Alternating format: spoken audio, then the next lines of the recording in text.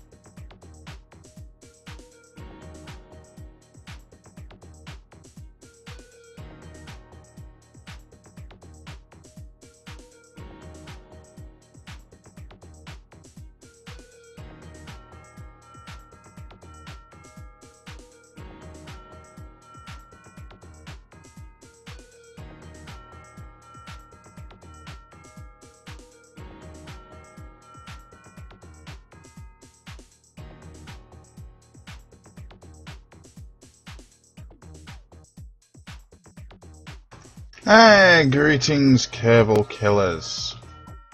Welcome to an unscheduled stream of having a load of fun. We have 1.0 out on Monday, and Monday night I was testing. Oh yeah. Monday night I was testing the DMP software mod to allow multiplayer access. And since then, I've been chucking a load of mods into the pack, and so I'm now ready to stream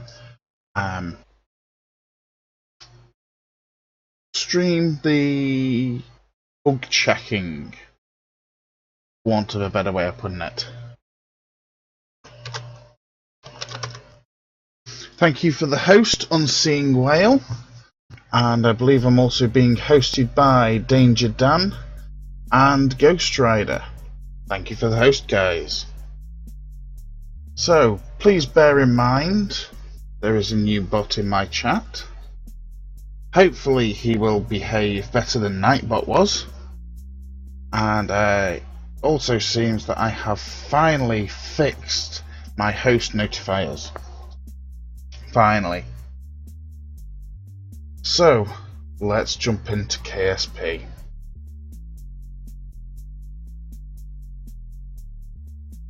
A lot of things going on in KSP. So, what have we got in here so far?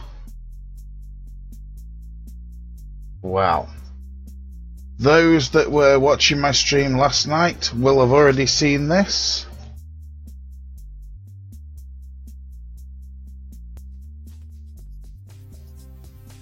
Oh yeah, a completely reorganized Kerbal verse.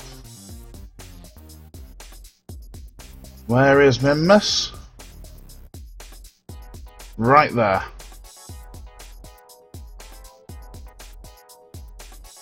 What else have I done? Done a lot. Few asteroids.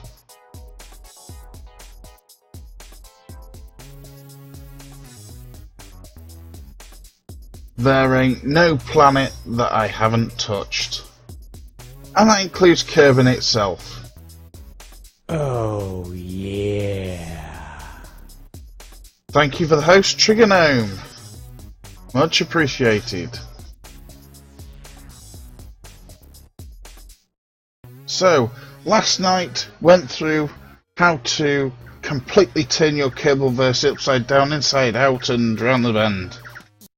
Not going to cover that this time. What we need to do now is to test that certain mods are working, find bugs with them, report the bugs so that they can be fixed. Is it going to be a grindy episode? Heck no, there's going to be explosions left, right and centre. Trust me.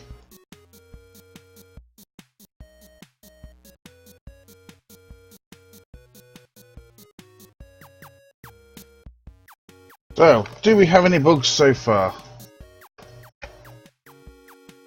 Yeah, we got a couple of missing textures. Oh well. That's because I have converted all of the textures that I can to DDS format, which is a new feature of KSP 1.0. No new objects, yeah, we know. So, let's go and fly something. I do. Oh well, I had something on the runway. Small speedy. Explosions? Oh yeah. Explosions, rapid disassembly. There's going to be a few things going on. But primarily, we do need to test things.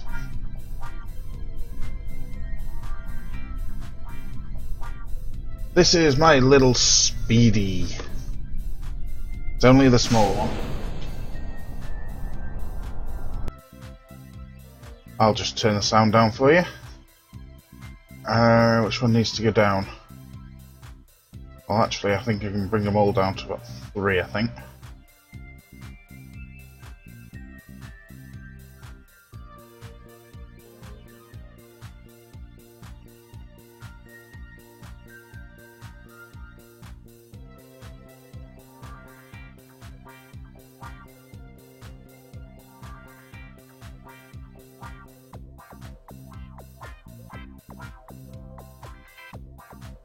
Uh-oh. There we go. I thought I'd found a bug then for a second.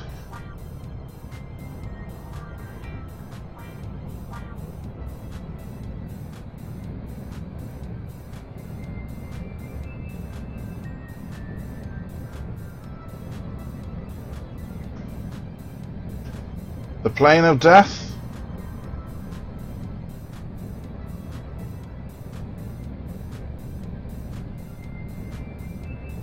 Kind of.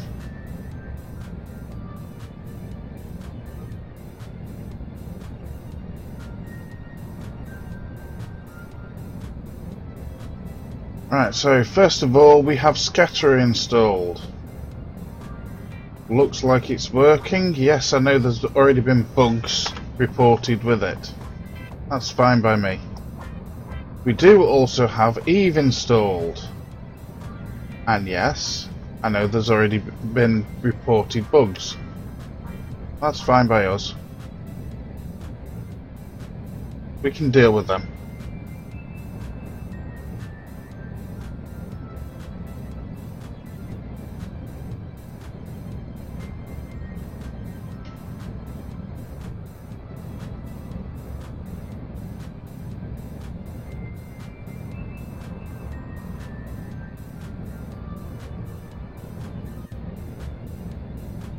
So just wanting to get high enough up to basically check the textures for Scatterer. Oh, we need to throttle back before we burn up. Oops. Too late. This could make life fun. What blow? Okay.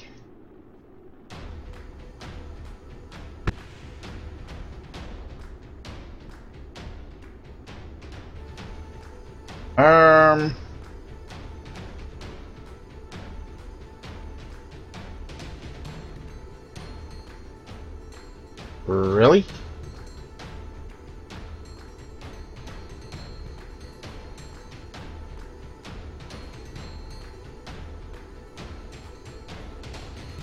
Yep. Thanks, Ghost. So we suddenly had a rapid disassembly. Why?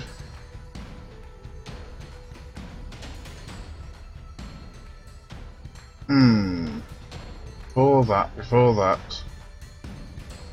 Well, apparently the Mark II cockpit exploded because it overheated. That was weird, considering we were actually slowing down. Hey! Well...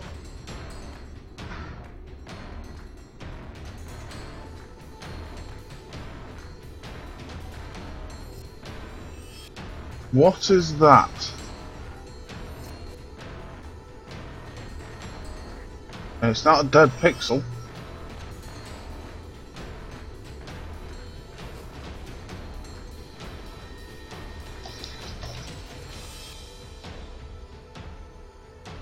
Nothing showing in orbit. And yet, I can see a twinkly just there. Curious.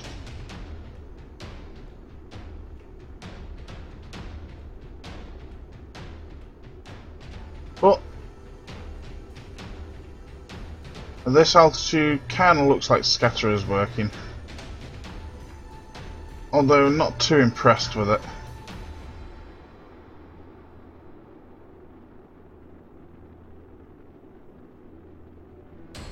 Hang on, I've got other windows that keep popping up on me.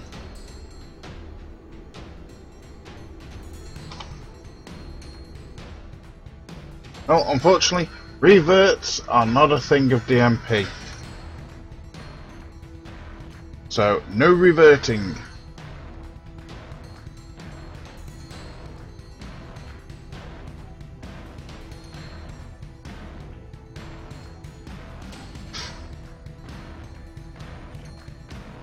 Tell you what, we'll take the bigger one up this time.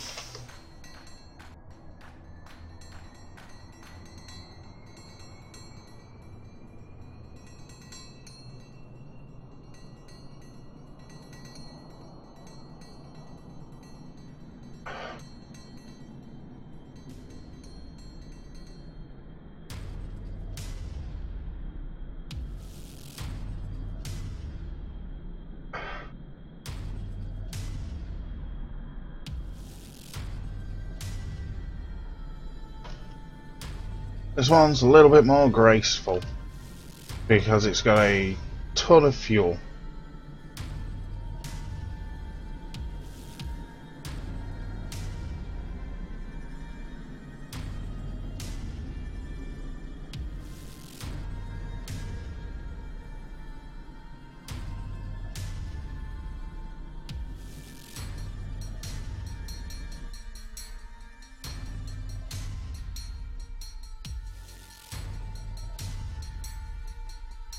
Fastest way to the dark side is going to be the way that we're going.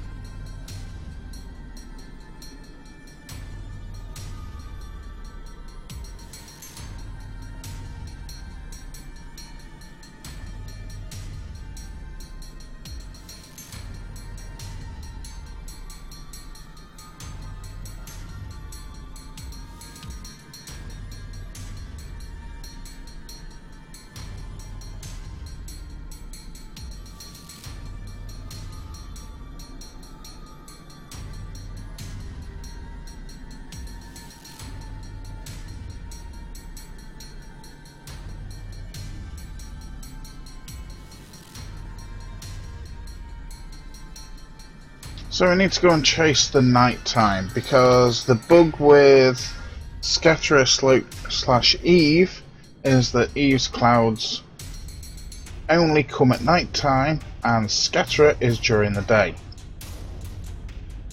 So we need to go and chase the nighttime.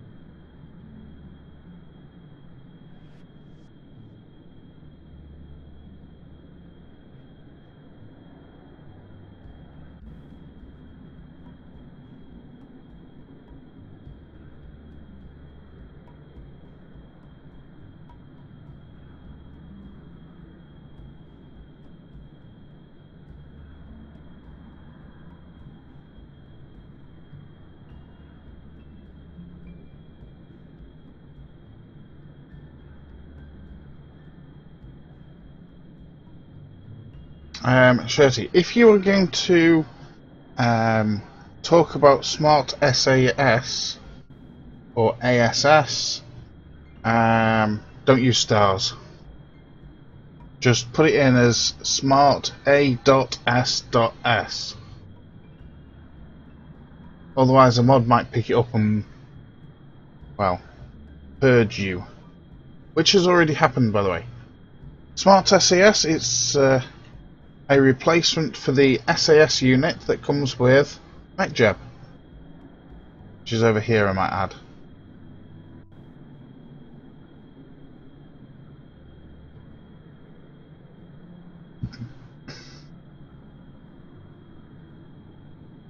Smart ASS actually functions a little bit better than the standard SAS that comes with KSP. Basically, the RCS jitter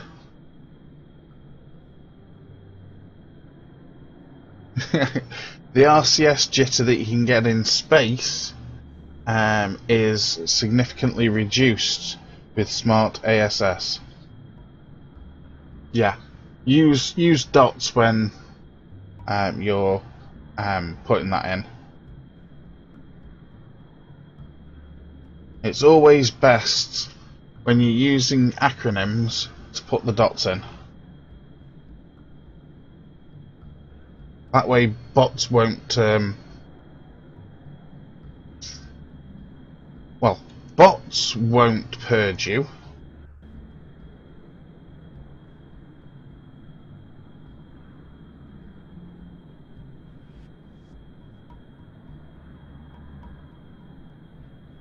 So, we're going to fly this direction and we're going to chase the night side.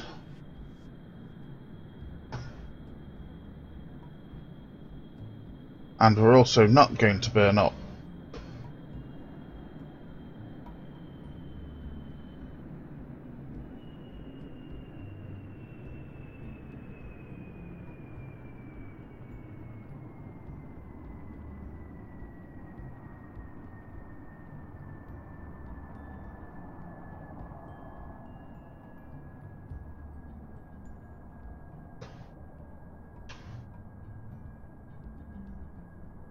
So we're going to get to a nice comfortable altitude. Something from here upwards, I think, will do. And as we move from the daylight to the night side, we're going to see what the transition is between Scatterer and Eve.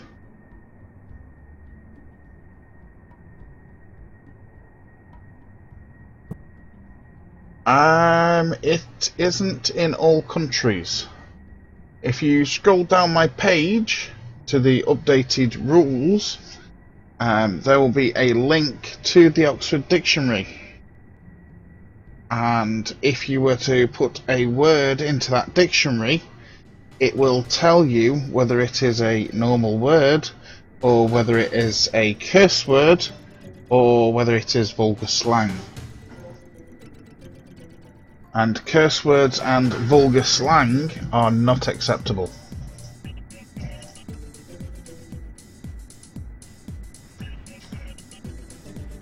Oopsie.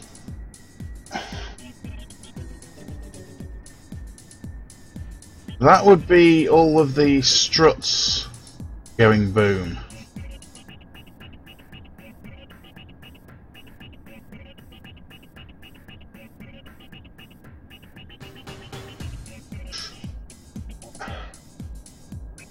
Which means we're now going to have to be careful with our wings.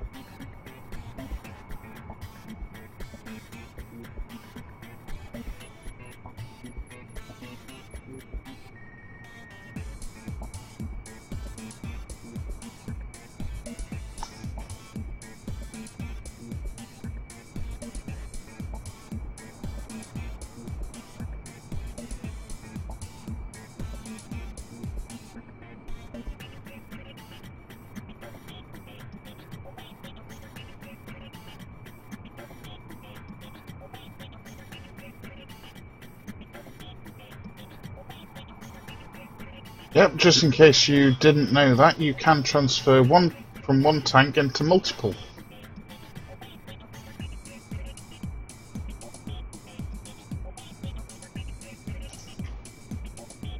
All you do is select the first tank, hold down Alt, and then select the next lot of tanks.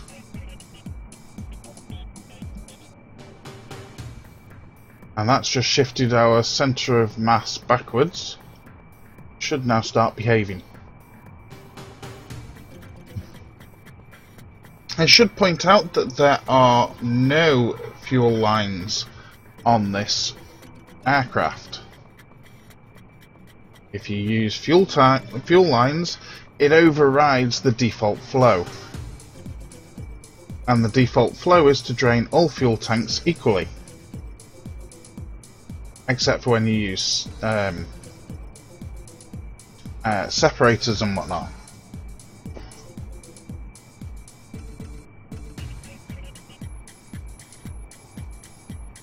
Oh, we're slowing down. Gun it, baby.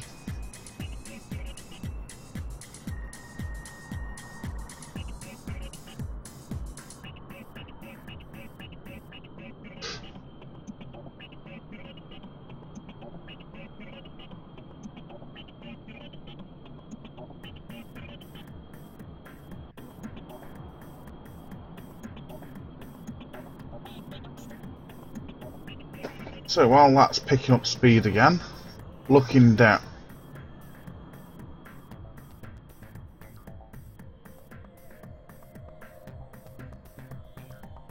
What the?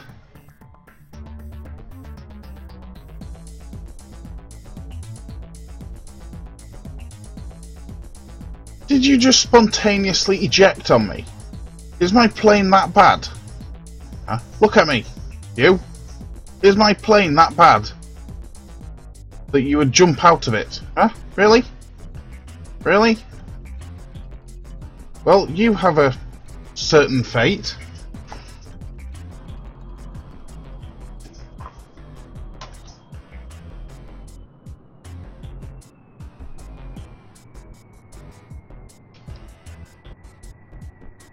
Okay, so we lost Kerbal.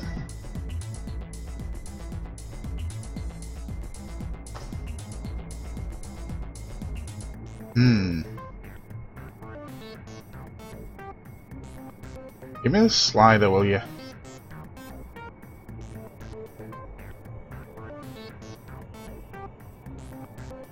Okay, can't grab the slider. There we go.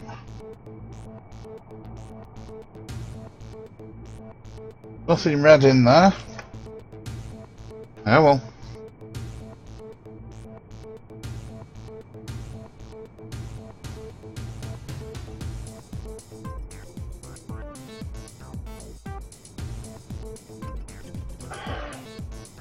I'm not quite sure what happened with that one, whether well, I give up.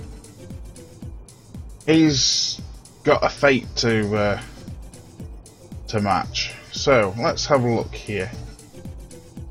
Taking a look around.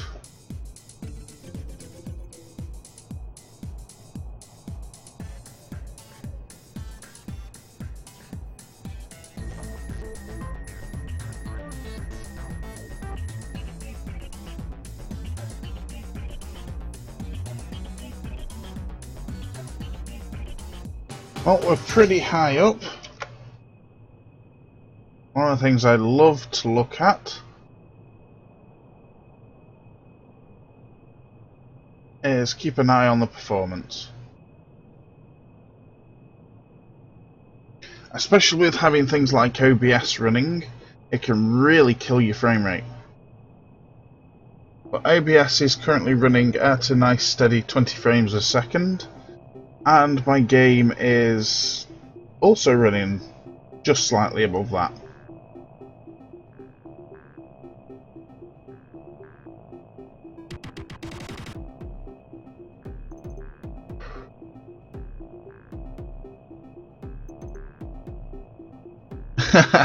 I don't pay him enough. Well, Perhaps he just suddenly fancied some excitement.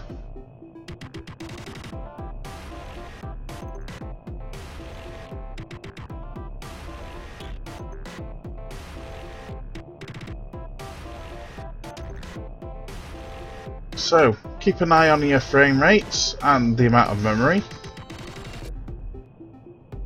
Which, if we now open up the task manager, I'm running at 2.4 gig according to the task manager, which isn't bad considering what I've got installed.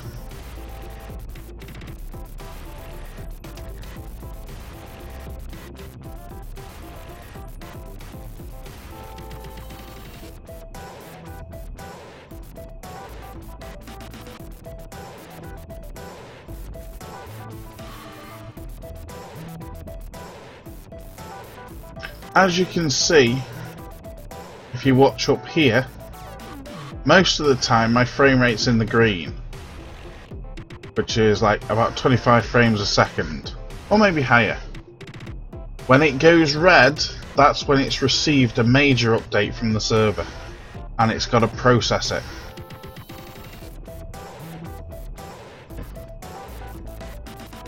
Bob, unless you're running under Linux and the 64-bit under Linux, then 32 gig isn't gonna do you any good,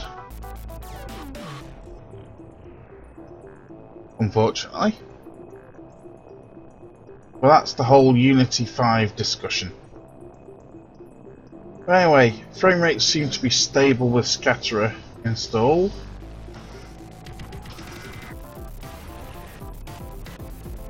Oh, we need to go faster.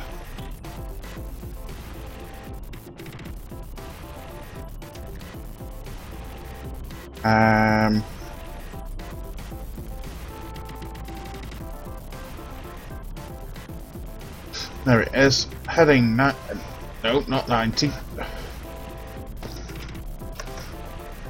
270. Pitch 10 degrees up. Roll 0. Execute.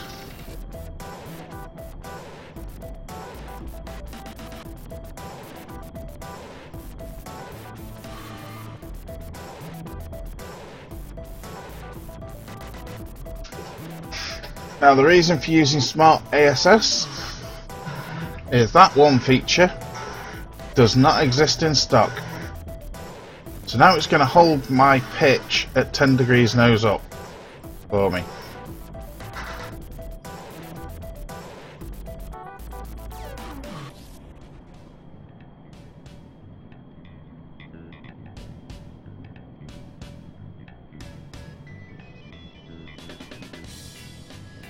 So at this point, you can literally gun the throttle and be hands off. And watch all the nice, wonderful clouds and whatnot go past. Are we going to go flying through the clouds? You bet we are.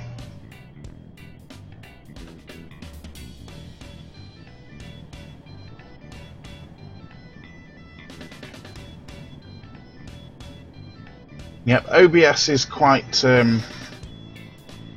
aggressive on CPU power.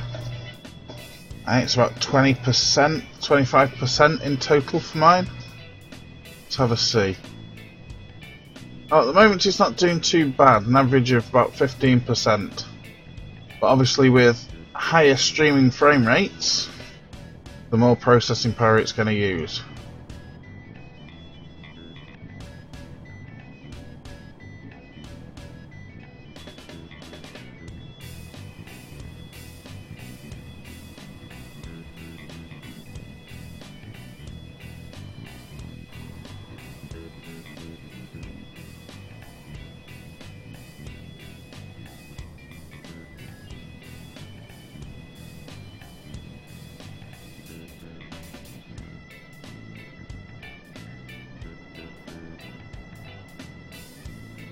So,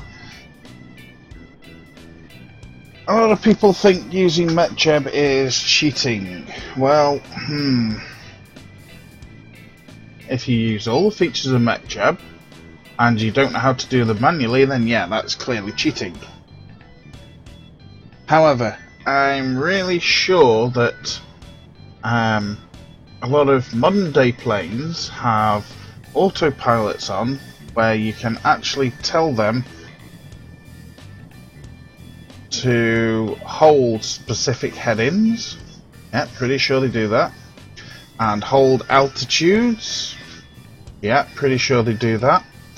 And I'm pretty sure they can hold a specific ascent or descent rate. Yeah, pretty sure they can do that. So why is that not in the game? So as far as I'm concerned, the use of Smart ASS is perfectly legitimate.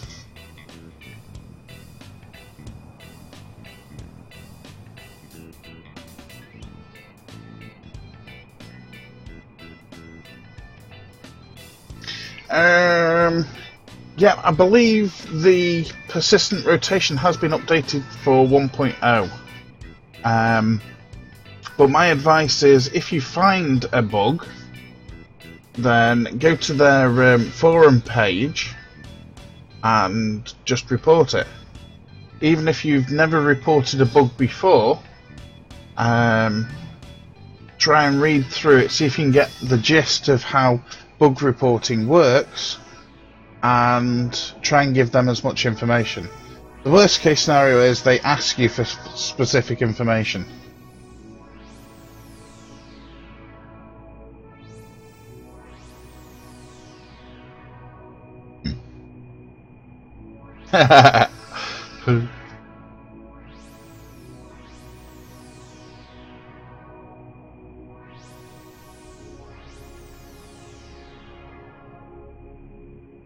Well, she's a little bit warm.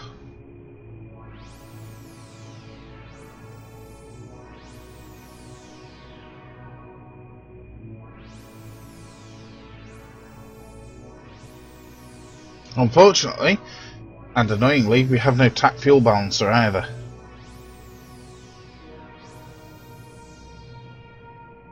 Yet.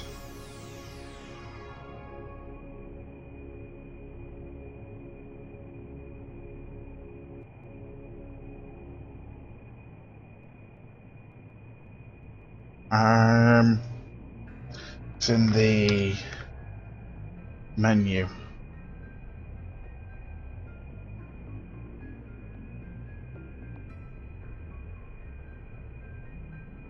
You know what? We might as well take a look at that.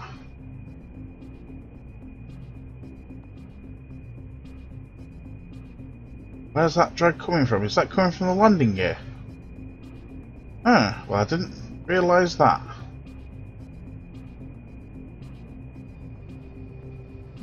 I can make this more efficient by hiding the landing gear, it would seem. Cool. Not that it needs to be that much more efficient, but... yeah, we've got a load of drag being created by the struts, by the looks of this. Unless that's the root part of the wings. That's the root part of the wings.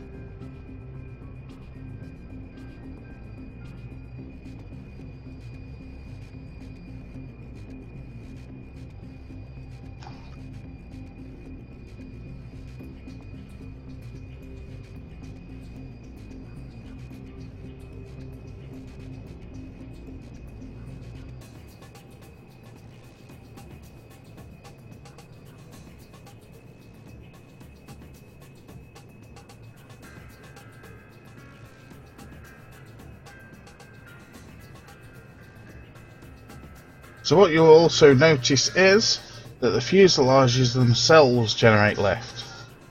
And yes, I've had this thing rapidly disassemble and leave just the cockpit. And yes, my Kerbal survived. I was actually able to glide the cockpit.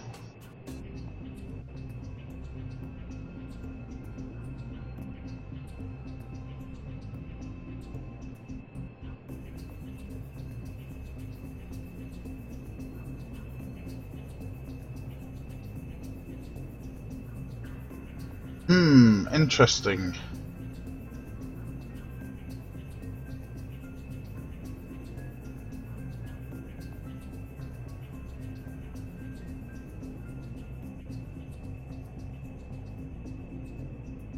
Interesting, Shirty. I might go check that out at some point.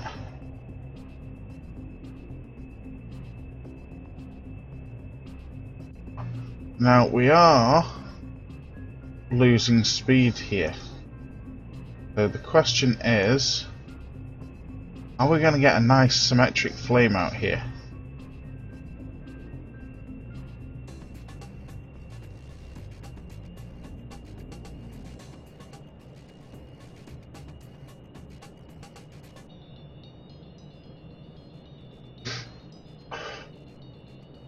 Or is it that weird thing that they have done to the turbofans?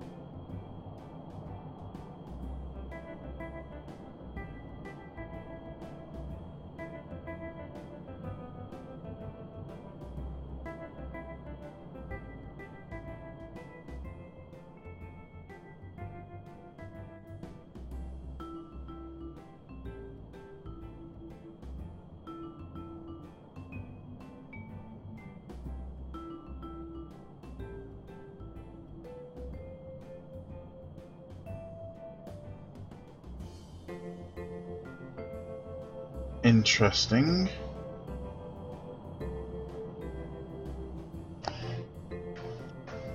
We also want, wherever it is, there it is.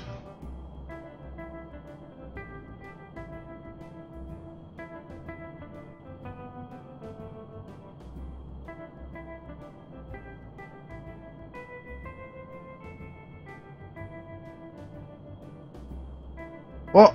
You're not gonna send my ship pink?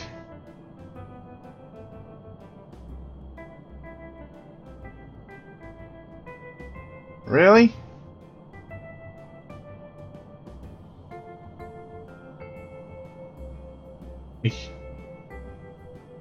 Fine.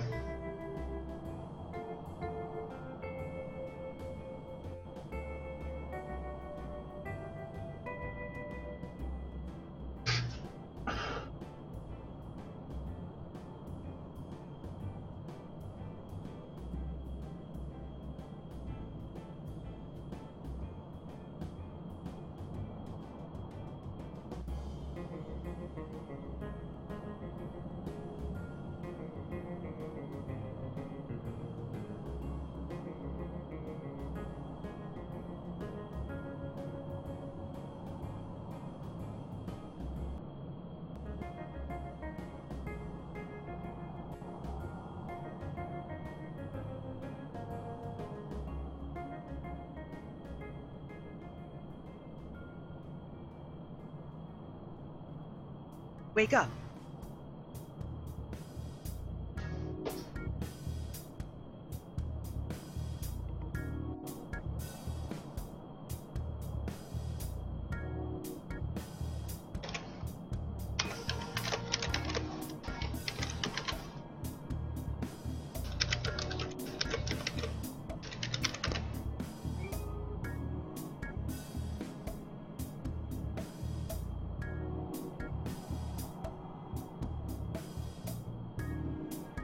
User joined your channel.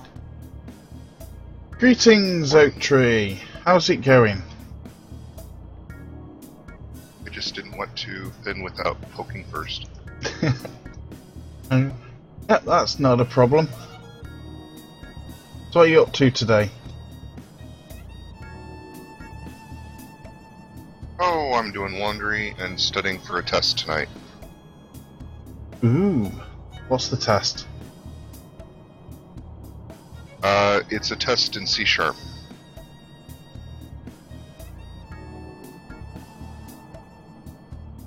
So how is it that they actually test you in C#? I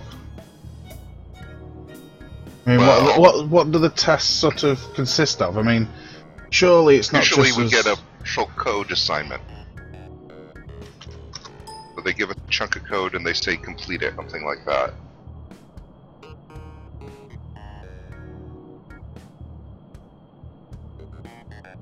Okay. So what's it like? Just sort of... Is it like a complete this code, or is it a case of write your own to do X, Y, and Z? Really depends on what they're testing. For example, when we were first in complex class systems and parenting and inheritance, they at one point they caused us to our own class, and later on they caused us to work on methods and abstract and virtual classes and all that. Overrides and Sounds quite wide and varied. it is. It's a C# class for people who have never taken C# before. Not an advanced class. Well, I must admit, I mean, I can kind of read a little bit of sort of C++, but the majority of my coding is languages such as PHP, SQL, HTML, for the web-based languages. Did get into sort of the basics a while back, you know, like QBasic, going right back to DOS. A little bit on Visual Basic, although I hated that. It was all visual stuff rather than actual coding. And the stuff that I do with microcontrollers now is all PIC Basic, which basically it's all similar syntax to PHP, and PHP is sort of quite a similar syntax system to sort of C++. But the next step for me to go from an 8-bit microcontroller to 16 and 32-bit microcontrollers is to go down the C++ route. But I also know C from doing things with compiling under Linux.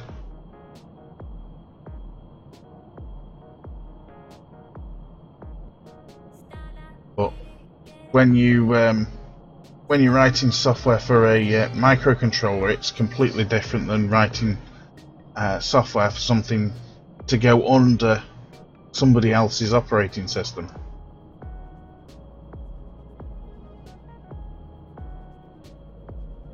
Well, I'm not entirely sure what I'm supposed to be studying for tonight, so I feel a little dumb. I've been too busy on other code, and I haven't read the chapter yet. Because I have 2 classes, and it's hard to do 2 complex classes at once. Sounds like Sounds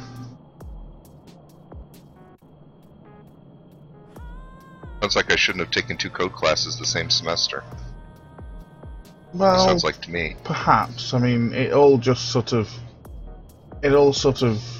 depends. I mean, you can take 2 as long as you've got a gap between the 2 in the week.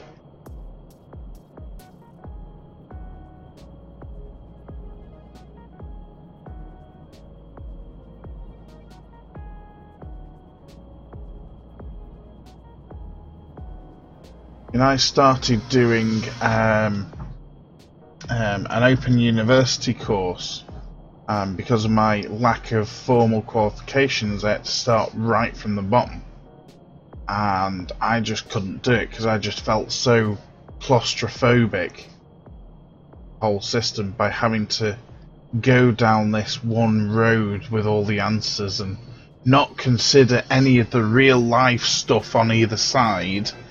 I was just like,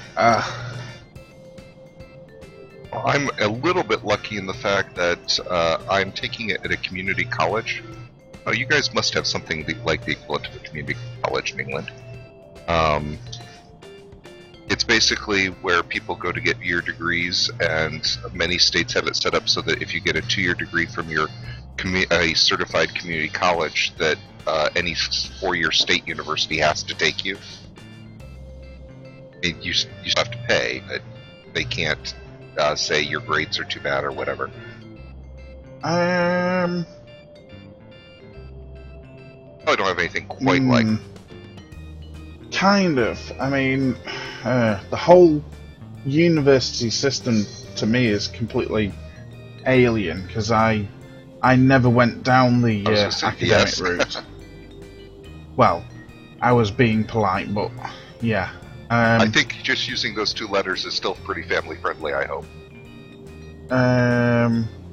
It's not, I apologize. It's enough to be hidden. Let's put it that way. Yeah, I mean, I try to keep my language clean. I never went down the academic route at all. As soon as I was allowed to leave school and start working, I did just that. I applied for jobs in my sort of profession, well, roughly in my profession, and got offered a job, and that was it. You know, school wasn't for me. I don't learn by being sat at a desk. He says, sitting at a desk right now. In a closed environment, I don't sort of learn. I mean, if you want something doing, then say, I want such and such a thing setting up.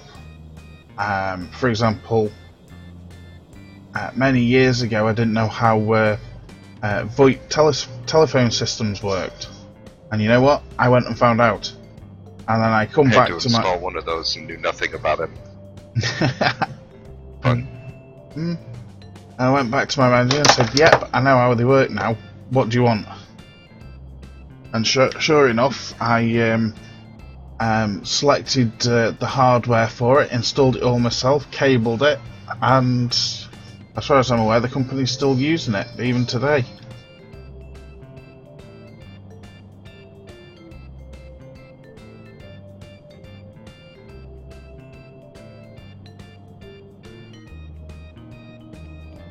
So, just going to point out to my stream, we are getting further around the planet here. We seem to be at a sort of stable altitude of around about 20 kilometers. And our speed's more or less evened out. A little bit of variance on there.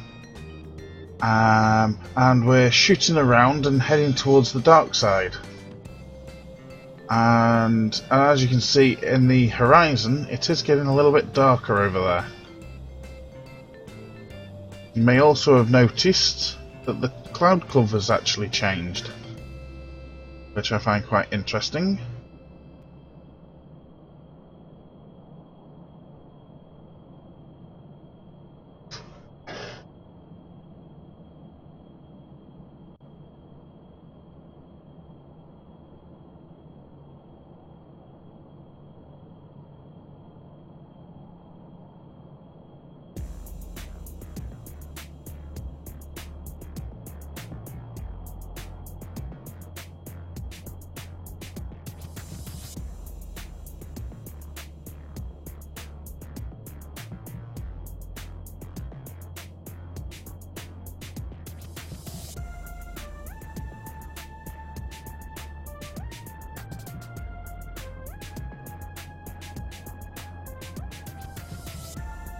Did you get a chance to have a look at my 2 videos this week, Oak?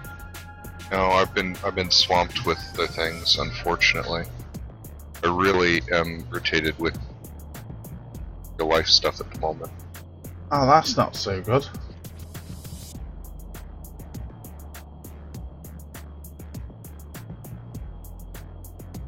Well, this is the mod pack for those of us that are going to be playing on the DMP. which of course you're invited. MKS OKS is already installed, but one of the things I mentioned right at the start of this stream is what I've done to the Kerbal-verse. I did watch the part where you were moving planets around and stuff. Yeah. I did see that. I have not left a single planet untouched. Now, some people are going to be wondering, why on earth am I taking a plane at high atmosphere and zipping round to the other side of the planet? Why don't I just sit at KSP and time warp? That would be because Kerbin's now tidally locked.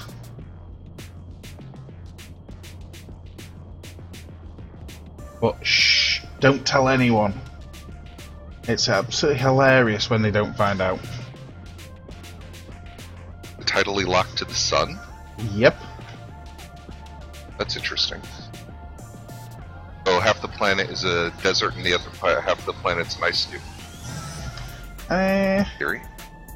Well, it would be if I changed all the surface textures. No, but I mean just temp-wise and all that.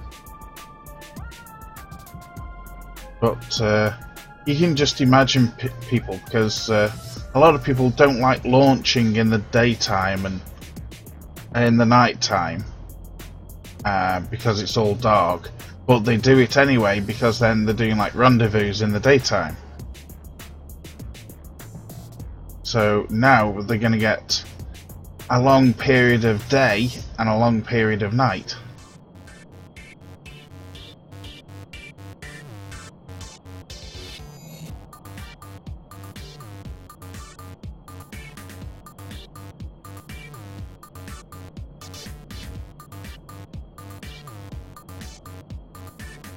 The downside is, of course, that you then actually have to go and find the nighttime if you need to use it for some reason.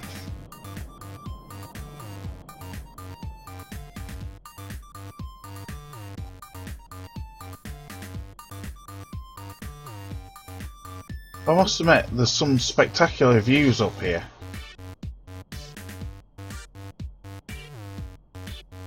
I don't know if you're watching the stream at all. I have it up in a window.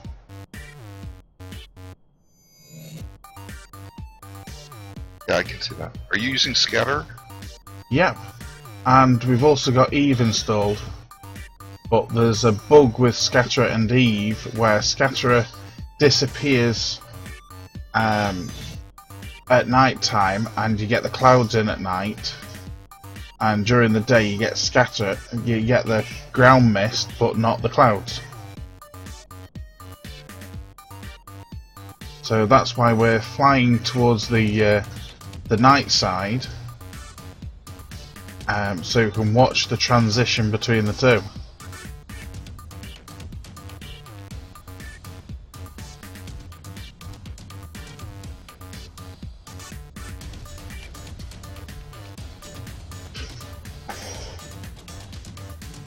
And I'm guessing by Bob's Van Loon's comment in chat, I think he likes that idea of tidally locking Kerbin. I did amusing.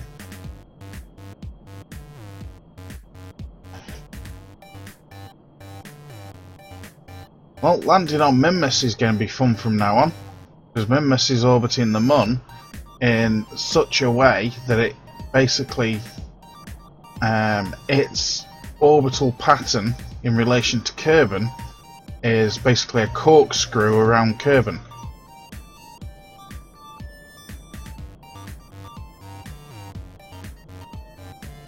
So anyone wanting to do something on Minmus is going to have a lot of fun getting there.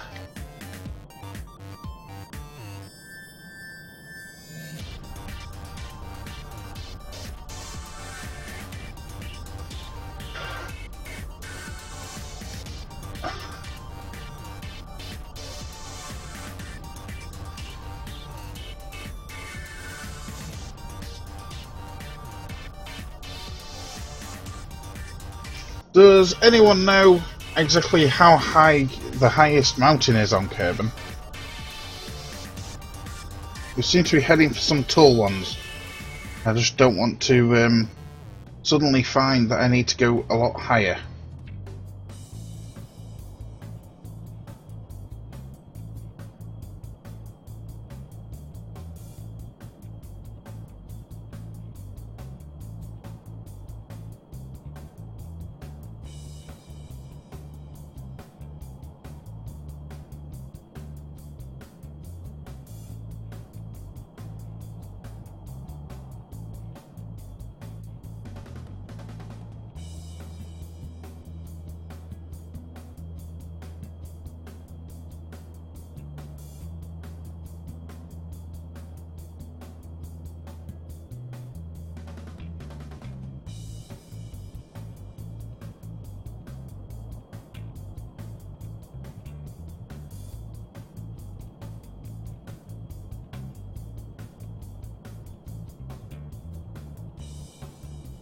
Definitely need to. I'm still waiting for like a bunch of mods to be updated, although I see Tech Life Support has formally updated.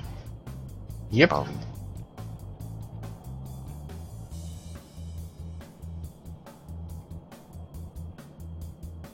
Something.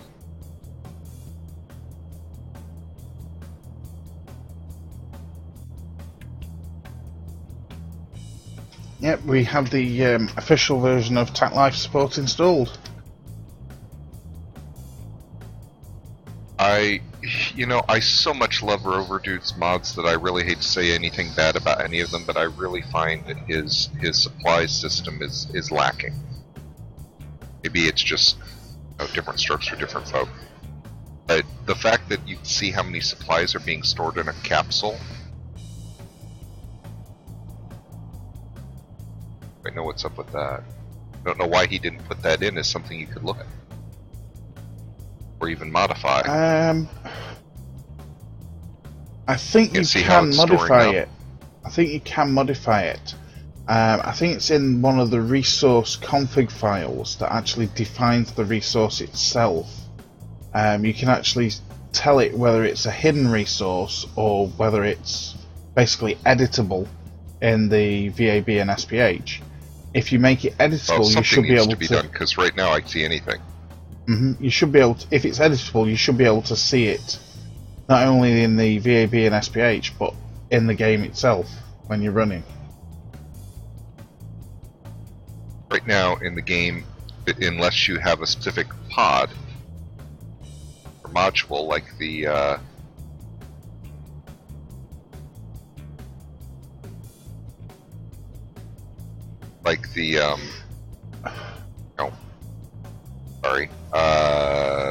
the radial tanks or something like that. That store supplies. If you've got something like that, you've got nothing. Do these show up in the main resources panel in the top right? Yep. Oh no, but they show up in his resource panel. Ah. That definitely sounds like KS. That definitely sounds like the set to hidden. Which is odd. Why would you hide them? That's what I'm not sure. If you click on the little green thing, it'll tell you how many days left you've got. But I think part of it is he didn't want you to be able to lock them down unless you had a specific additional capsule of it or something. Marty, version 1 came out on Monday afternoon for my time. And greetings, Luton. How are you, sir? Luton. It's the mighty Luton. Luton, if you're watching the stream, you are of course welcome to join me on Capcom with Oak. User joined your channel. I'm eating, so I didn't know if I should hop in. Nope, you're welcome to join us. I don't think I have your streamer set up on a time command. Is that everyone that's I rarely stream, but nonetheless.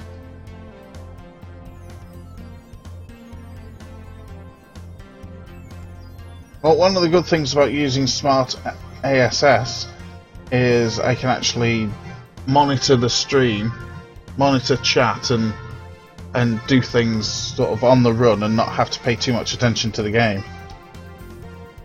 One of the good things about MechJeb, really. But that's kind of pushing that argument.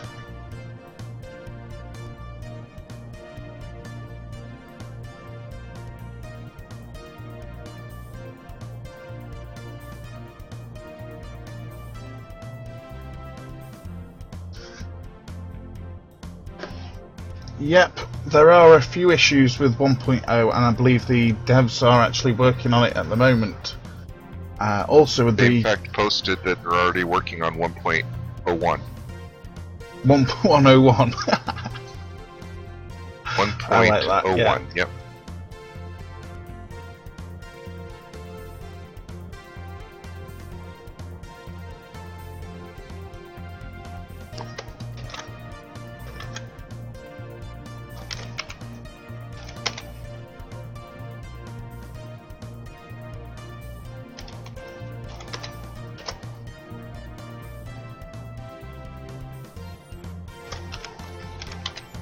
I really wish that had included some of the Kerbal engineer stuff to the VAB at the very least.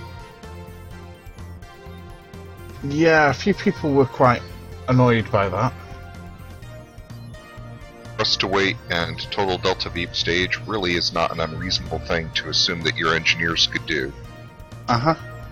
Well, I mean, I was using the ones from MechJeb in its first 1.0 compatible release, and I basically designed a rocket the same way that I normally do, set it up for a TWR of 1.7, took it out the pad, and I was there scratching my head, why is this not lifting off the pad? Because its TWR wasn't 1.7. Because its TWR wasn't 1.7, it was 0.7. And it took me ages to figure this out, and when I realised what was going on, first thing I did, straight onto the MechJeb forums, and I said, there's a problem here, it's got the wrong TWR in. And sure enough, it's now been updated so that you have a surface TWR and the local TWR and the minimum and maximums. And it's just like, oh, that's complicated.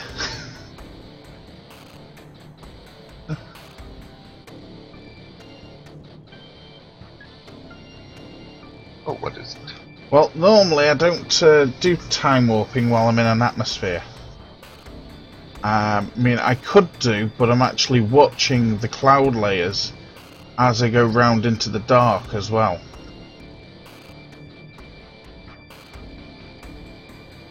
So basically it's this point, the gradual transition between day and night, which is where the glitches are going to start happening, if they're going to happen.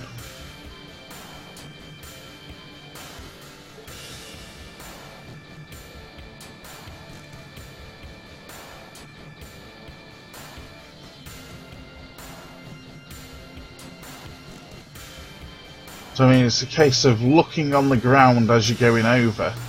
If I show you with my mouse cursor, sort of like this, and you're also sweeping sort of far out as well, because you never know when you're going to get a glitch between the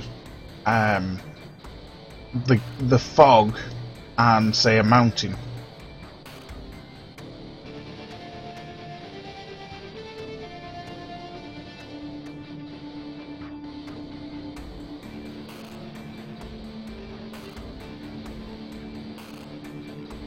Oh, got a little bit of judder in there.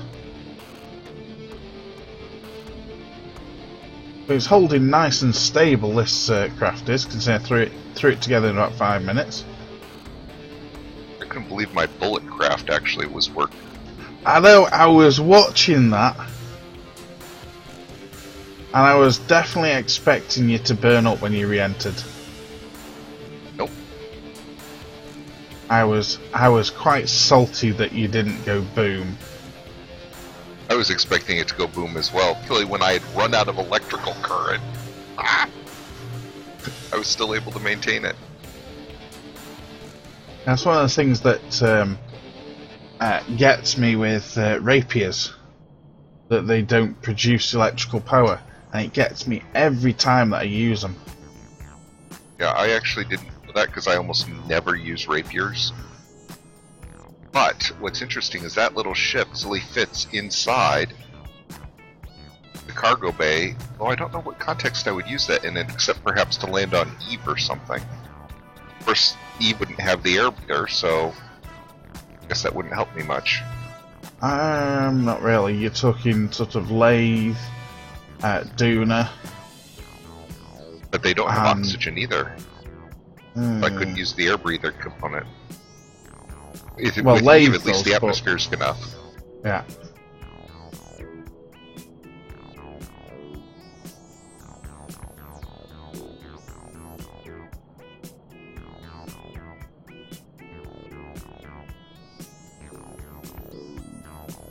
Well, there are a few struts holding the wings together here. I'm the strutless. I've got a few holding the fuselages together, and some stitches along here holding the wings together. The rest of the struts are sort of hidden between the panels.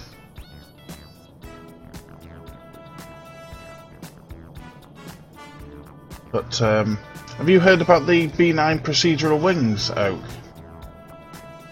I heard there was a glitch with. I believe it's a big glitch. I hadn't heard that. There was, was a glitch. I've looked at the last release of B9 procedural wings, and I can tell straight away what the problem is.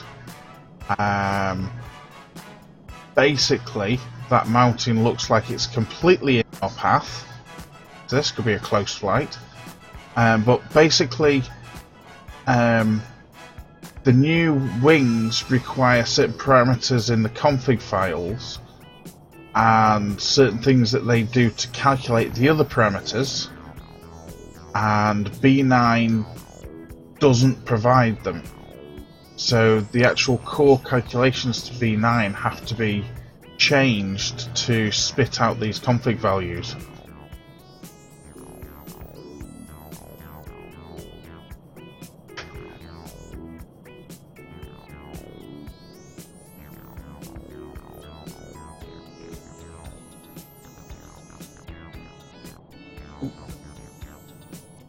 Well, don't worry, guys.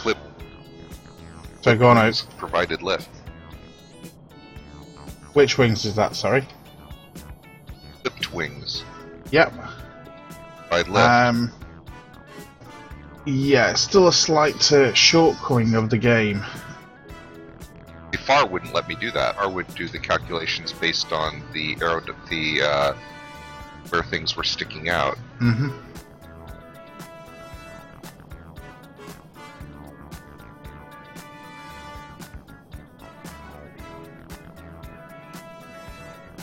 Don't worry, stream. I will be. As soon as I get fully into the dark side and confirm that things are behaving themselves the way that they're supposed to between Scatterer and Eve, then I'll be landing this thing and recovering, rather than flying straight back again. This is streaming. Who's streaming? Sorry. Bliss. Back.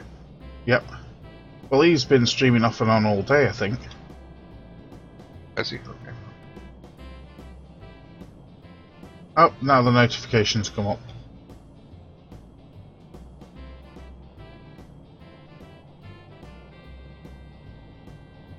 Yeah, the aerodynamics are definitely an improvement over what they were. There's a lot of people that are grumbling about how they've changed the engines and whatnot.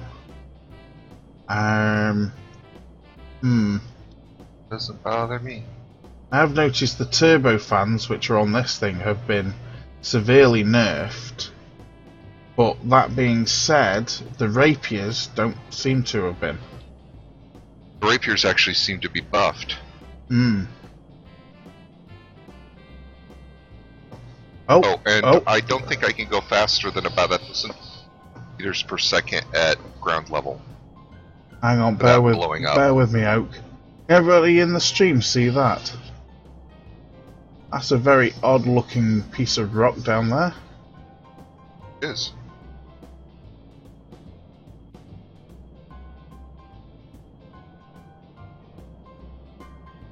Are there any more around here?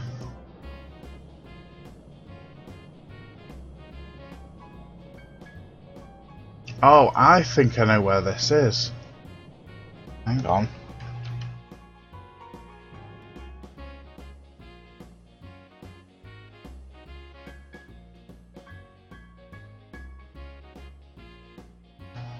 It is, it's the crater. It's the impact crater that's on Kerbin.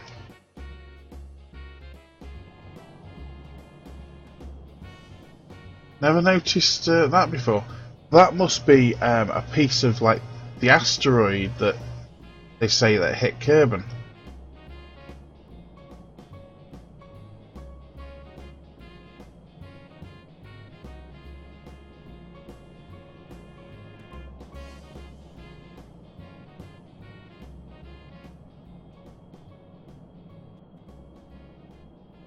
And for those that haven't noticed, the ground scatter is starting to disappear.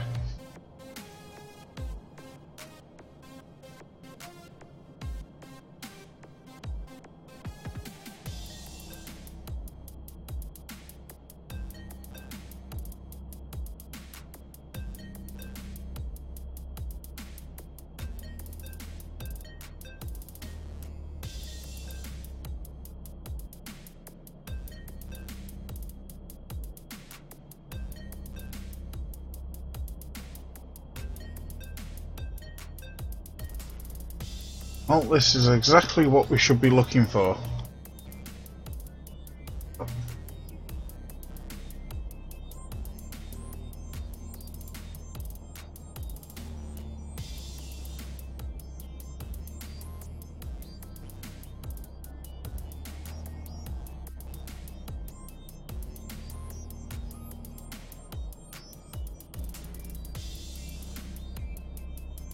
Bob, do you mean to type in Easter egg?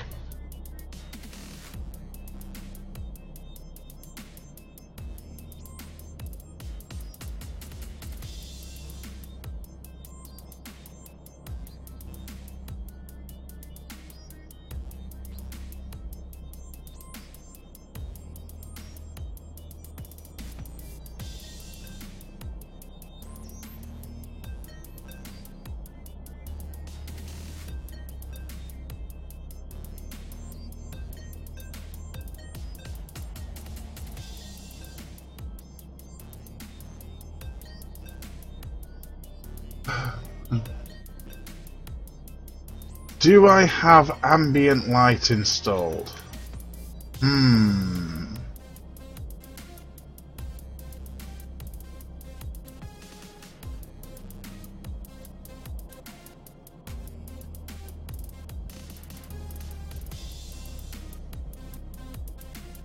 mean this ambient light? No, this one.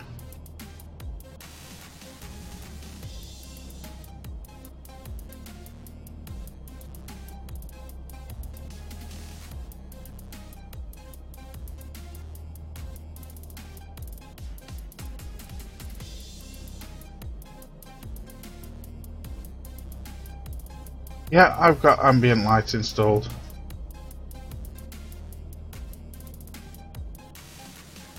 I only have it turned up a little bit. But don't forget there's also a contrast gain that's on OBS as well. Because I've turned the contrast gain up for the hook in itself for the game.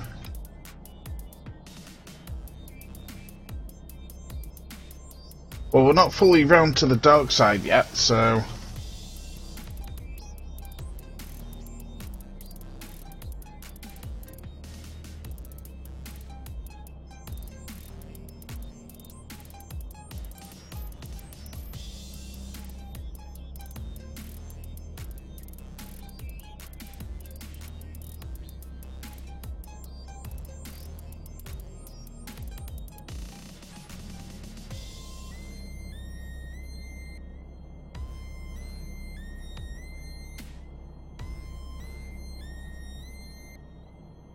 Yeah, just to explain for those that don't actually know, off to the right of the aircraft here is, in the KSP storyline, is where a big asteroid hit Kerbin itself and made this entire area sink.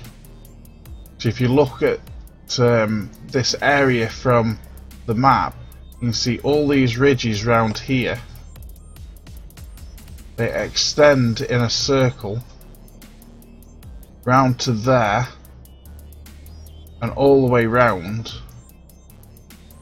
and that is the impact zone and the depression caused by the asteroid.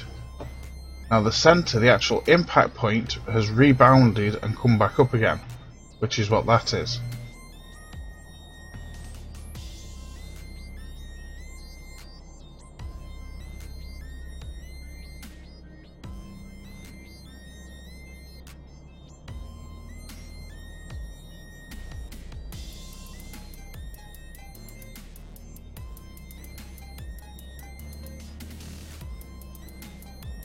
Well, this is the bit that we are quite interested in.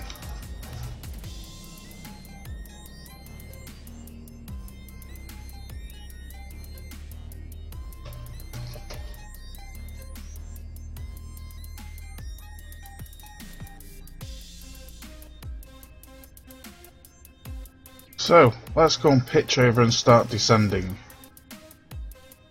So the first thing I noticed is there's a repeating pattern for Scatterer, which is kind of annoying. I would have thought they'd have been able to randomise it somehow. There you go, Lutin. The bot's just done you a shout out.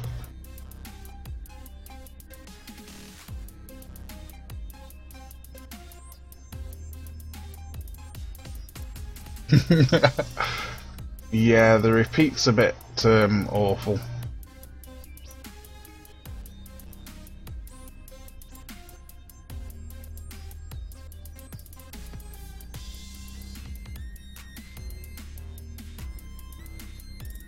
Oh, I can see clouds.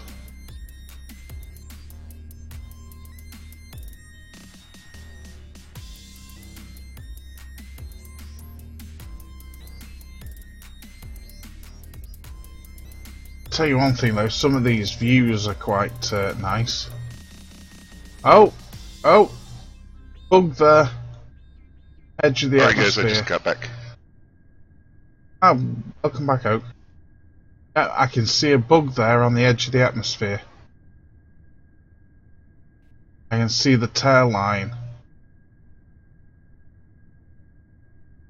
I don't know if it comes across on the stream or not.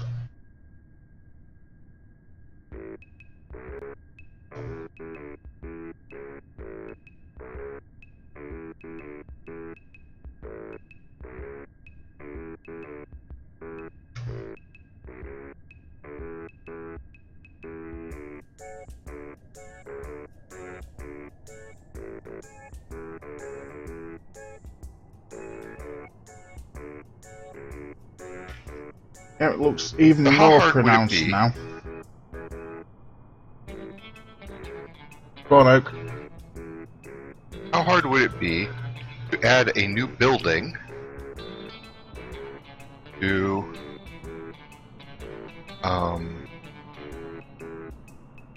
the main screen for the Kerbal Space Center? Not entirely sure. I know Kerbin side adds a load of buildings and whatnot to the game, but I'm not sure if they. Sorry? At the Kerbal Space Center. I'm talking about like adding a new like administrative building. Well, I believe it does have the framework for doing it, but whether you can actually assign a function to it is another question. Like if you clicked on it, you would get inside a building just like you clicked on the map or whatever.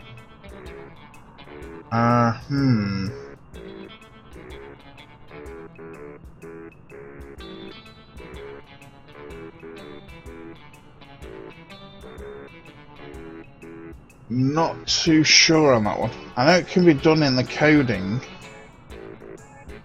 but I I'll have have to no pull up clue some how code to do stuff. it.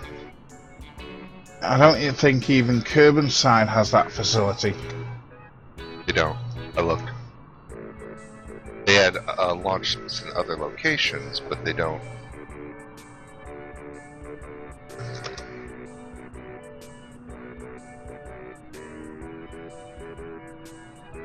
I was wondering if, having looked at the code, if it was going to be a near impossible task or something that would be relatively easy. It sounds like it would not be easy.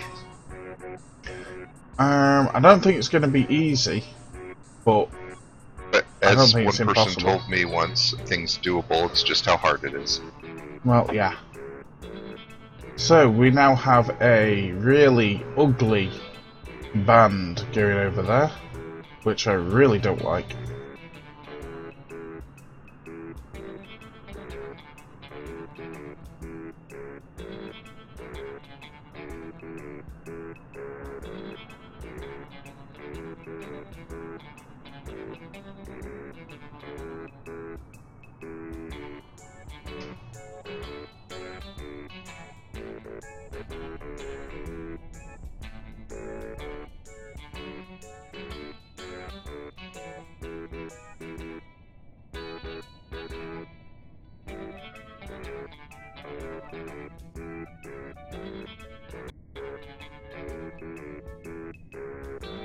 Really? I just lost my tail fins? Are you kidding me? That's what it looks like.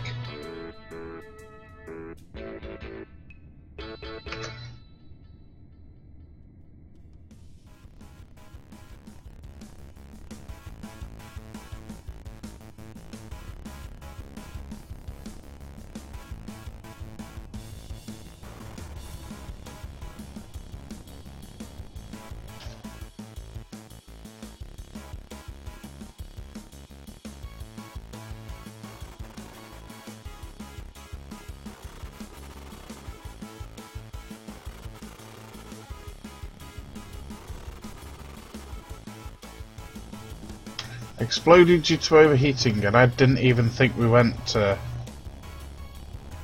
going that quick. Surprise. Whoa! Oh! Ew!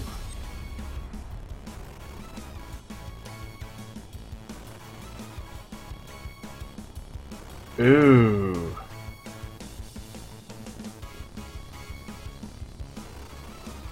Ooh!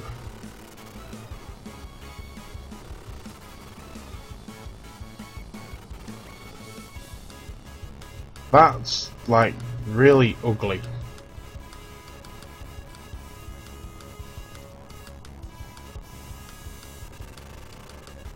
This thing seems to be having issues maintaining pitch control. Wow, that's... A thing. Ooh. Yeah, I think they have definitely got problems. I think they need to tweak their aerodynamics model a little bit. It's a lot buggier than I'm used to with FAR. True. I'll be curious to see. FAR hasn't been re-released, has it? Not that I'm aware of. I would imagine it's going to be a lot harder for them to overwrite the aerodynamic models. I thought they specifically made it so that it was easy to toggle on and off. They said they did. It is, but because like Deadly Reentry is built in, you've got to provide all that data from FAR, and FAR never calculated that stuff.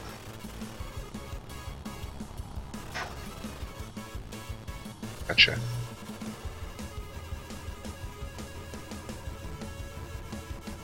You know, I think I know what's actually causing this bug between Scatterer and Eve.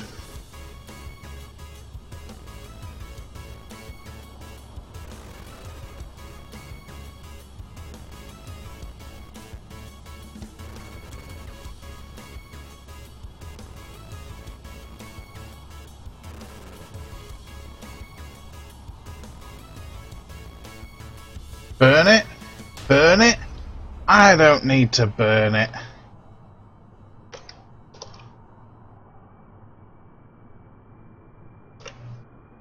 There are much more fun things you can do without having to burn it.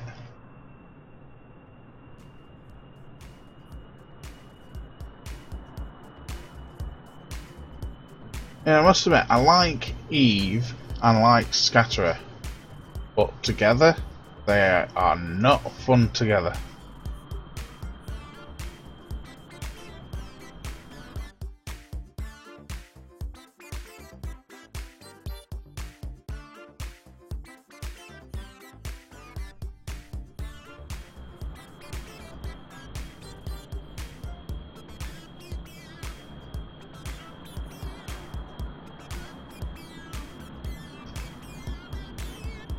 There are things that are much more fun than burning up craft that you can do.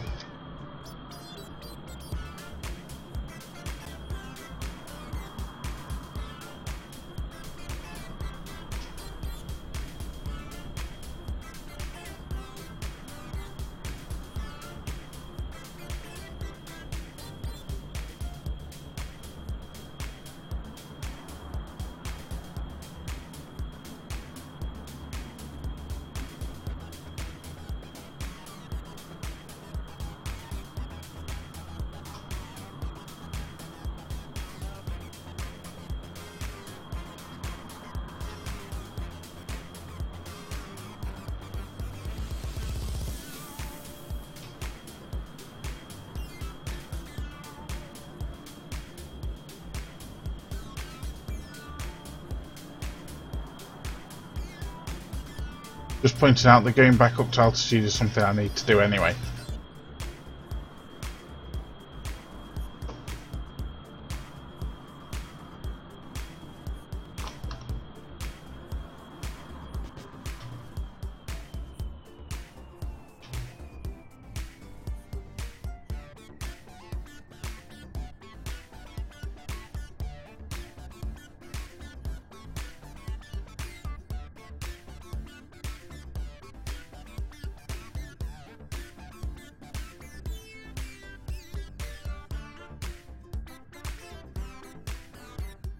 Actually, thinking about it, this might not actually do it. It's quite considerably bigger than my little Speedy.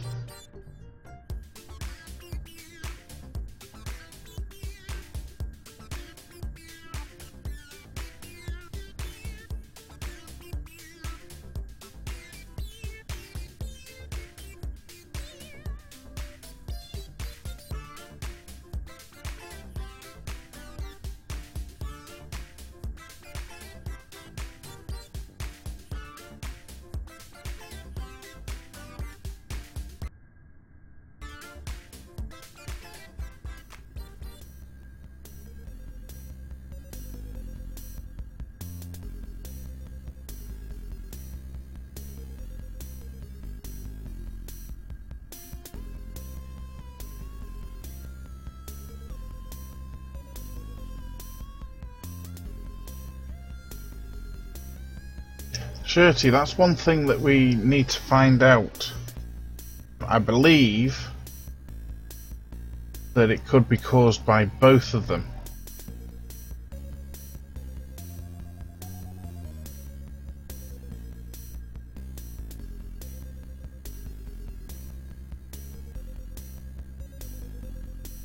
So I think I'd rather have Eve on rather than Scatterer.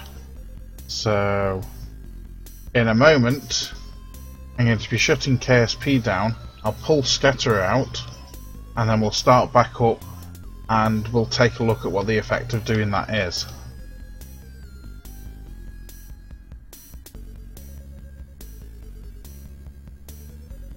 You know, I love it when lift and drag are both pointing in the same direction.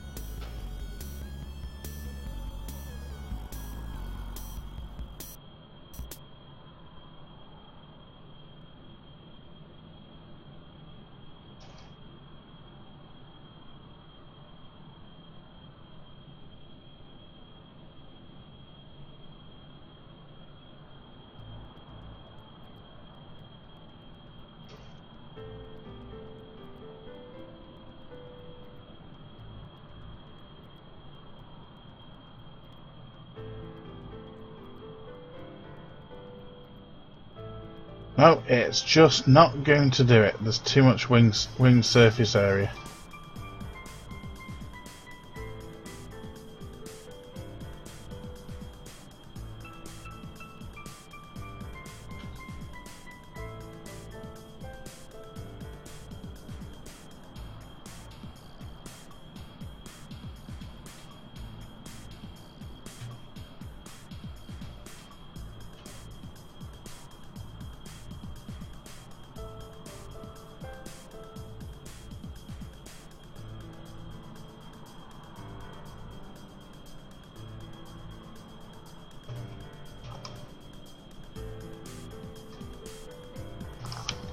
And the problem is it won't pull out.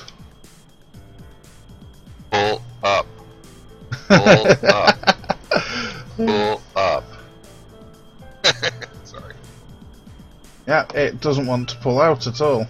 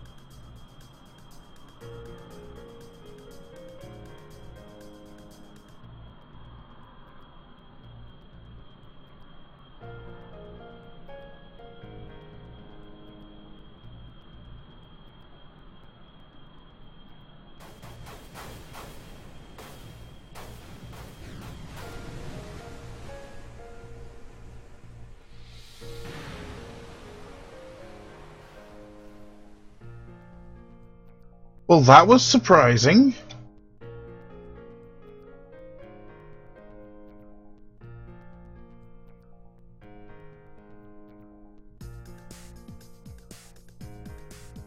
I've never had it do that on me before.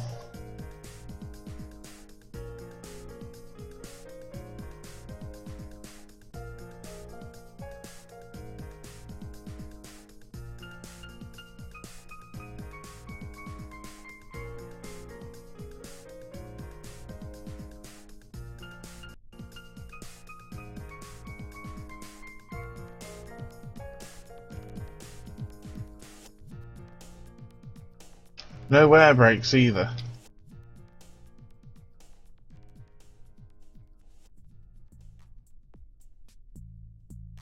Well, we've got intakes. Yay! The landing gear still works. In the water, you can walk away or swim away, as the case be. Oh, like that. I'm doing laundry, and after laundry's done, I'm going to have to go full study mode and leave you for a while. That's not a problem. You're always welcome to join us. I have a doctor's appointment and class today.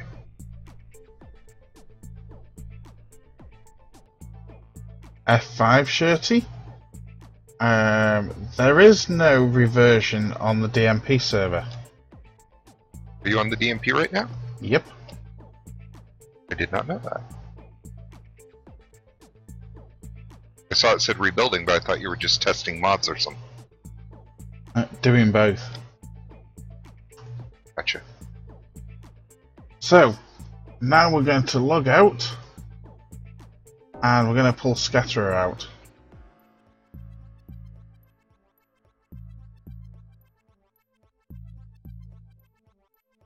Bear with me one moment. This won't take but a jiffy.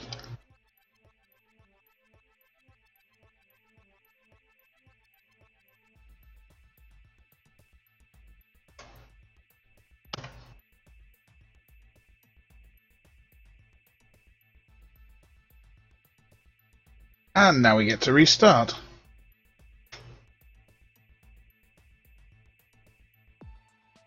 EW bot just at regular intervals say to follow people? Yep.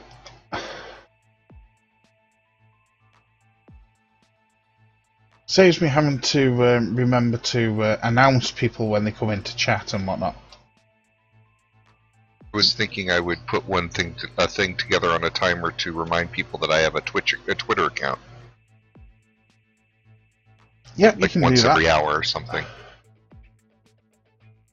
Well, mine just goes through a list of things to come up, and it does it every 10 minutes. So, people that are recommended streamers are in there, including yourself. And information about my scheduled streams is in there as well.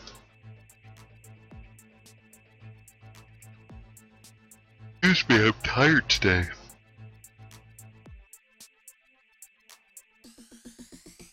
I've been noticing recently, for some reason, I've not been able to pull any sort of all-nighters.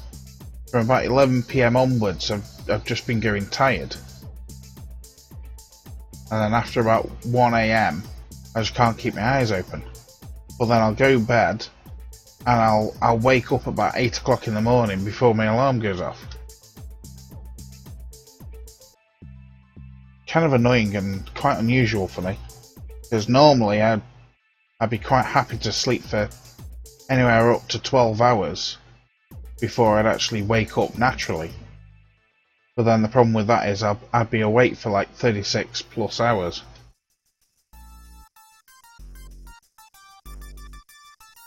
But I guess I've been burning the candle at both ends and the middle a little bit too long, so I'm not surprised my sleeping pattern has snapped itself back into line.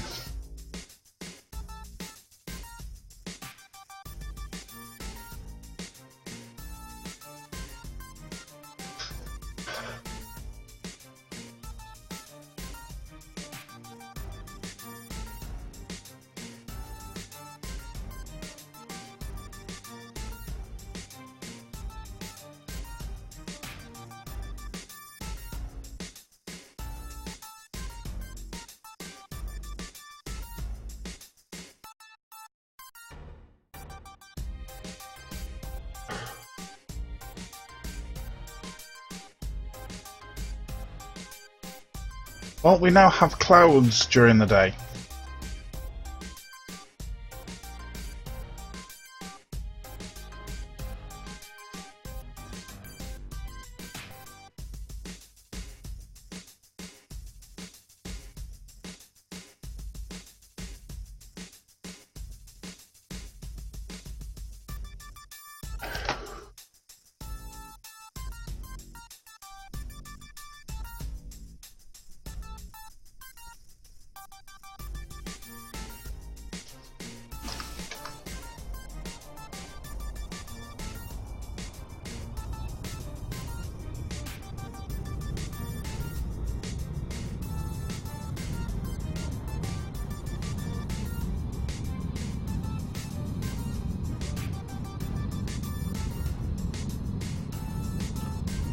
Oh!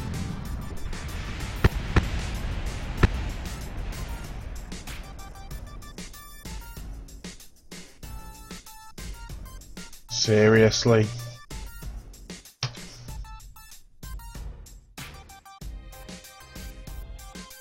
Boom.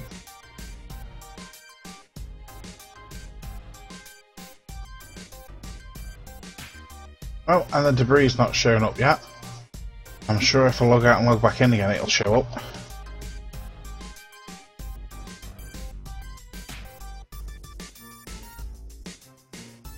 Does anyone know which Kerbals I killed then?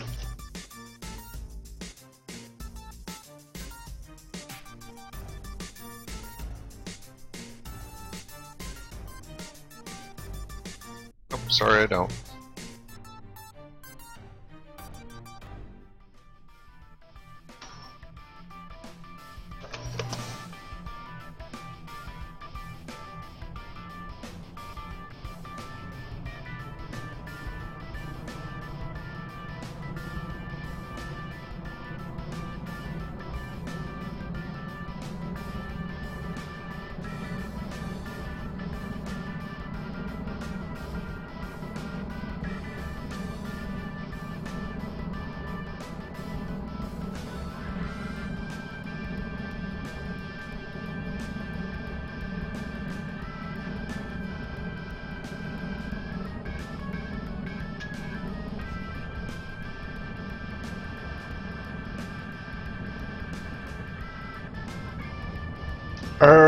Yeah, okay.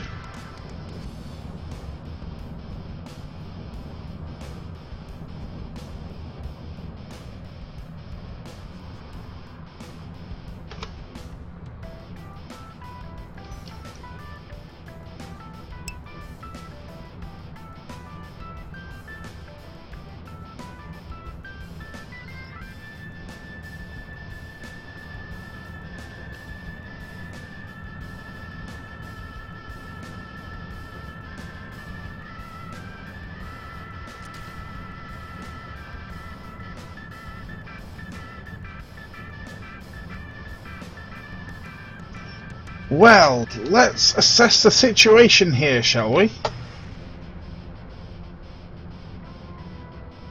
Greetings, Uberculty, how are you? And greetings, FPS Holland.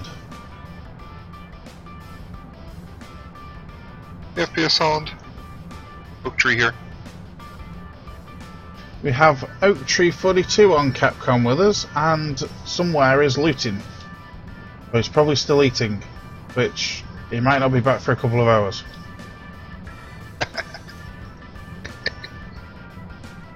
Okay, so just to recap, we've had a little bit of a spontaneous disassembly. Which was not planned.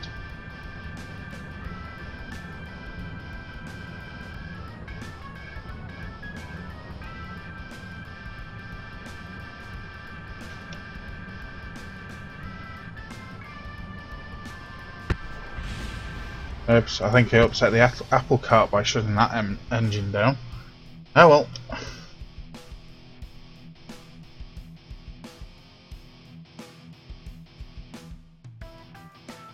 Okay, mental note. Don't leave it so long to pull up.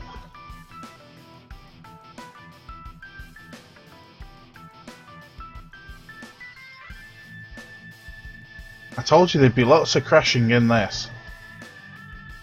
No, actually, I won't take the cargo version. I'll just take the normal one, because that one does seem to like being thrown around a lot better.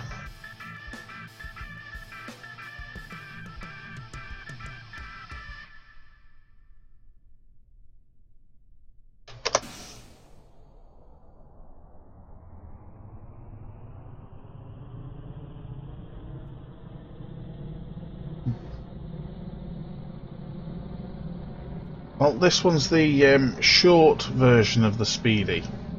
I had a longer one that was shaped more like the Blackbird. I've just been flying. That uses turbofans.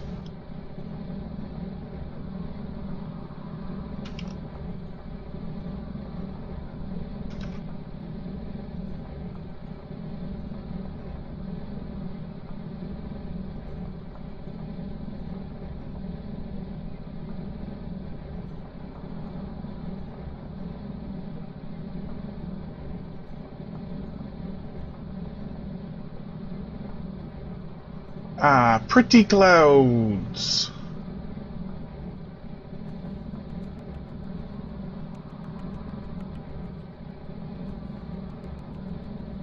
So, yeah, Scatterer and Eve are definitely not compatible with each other.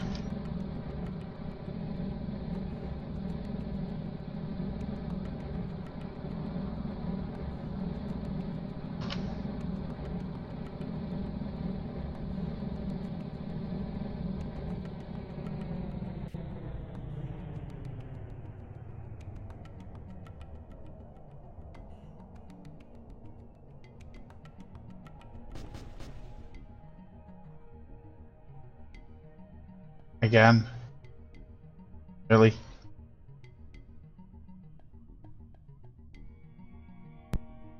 Okay. Can we save it?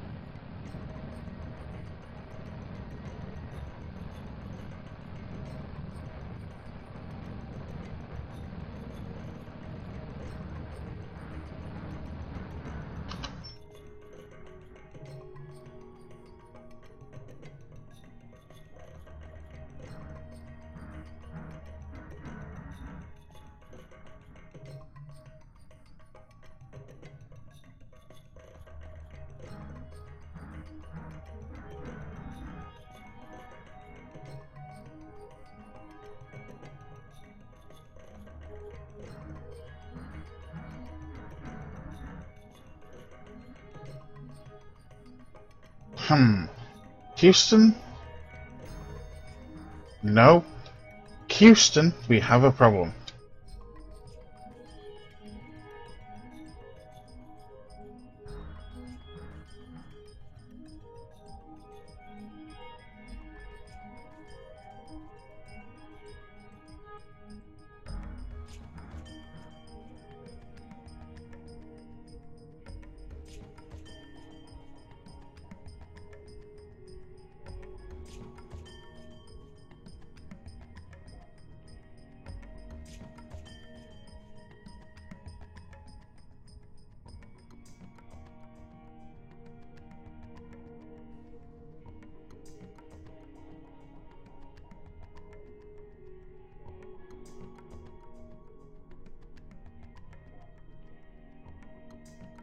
Let's see if we can save them.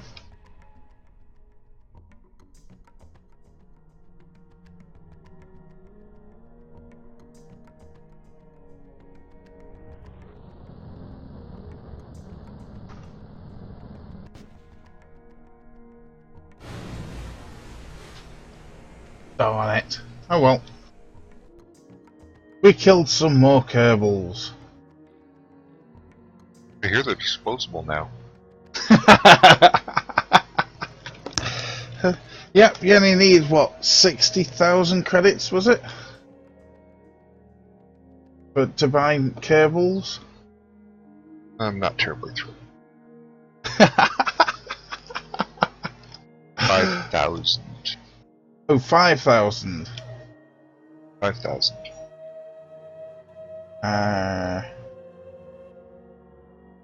Well, we've got plenty at 500. disposal here. And we've killed Bill and Bob. Where's...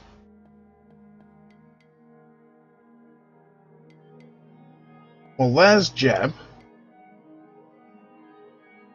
Ah, there's Valentina.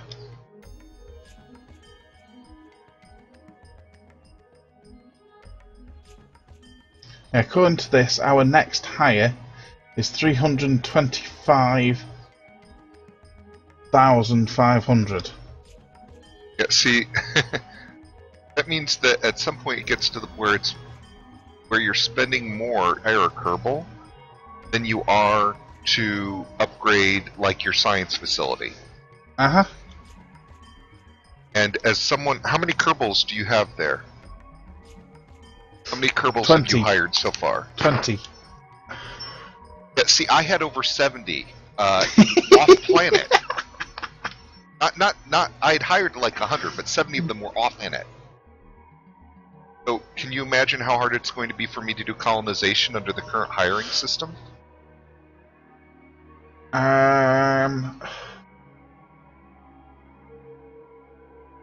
It's gonna be fun.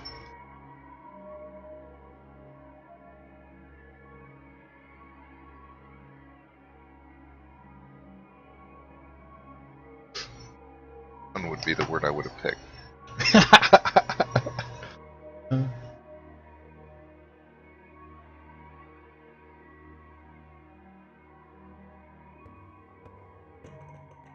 Well, I was watching your stream last night and watching the honeybee. Thought I'd go ahead and make one.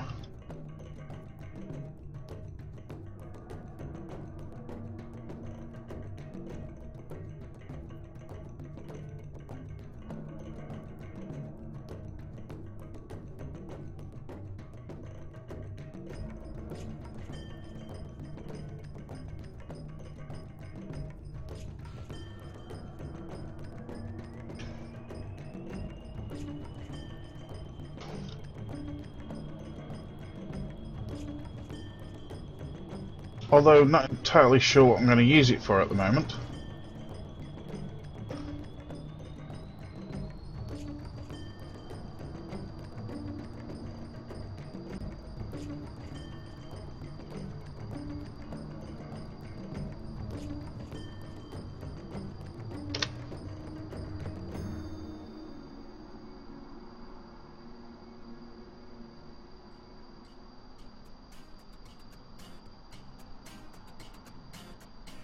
Actually, that's a very good point, Uberculty.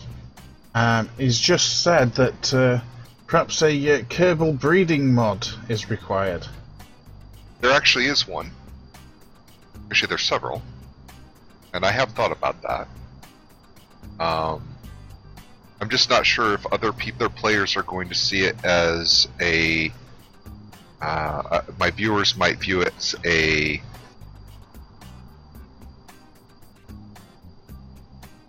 And I try not to be viewed as a person. That having been said, I don't know if there's going to be a lot of other options for me. I really want to colonize the worlds. Planets. Colonize or rule? Well, avocado. They colonize, I say, or you say rule, I say colonize. Yeah, that's the deal.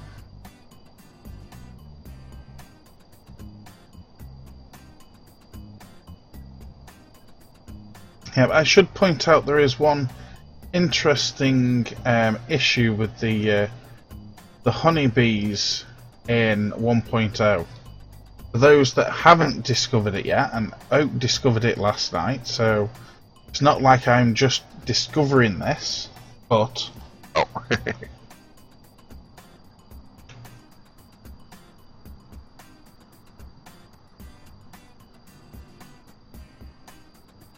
I just needed to go up through the clouds again and just see the surface of the clouds from a high altitude, which is what this is going to do for me. But it also allows me to demonstrate something else as well. Something that Oak discovered last night.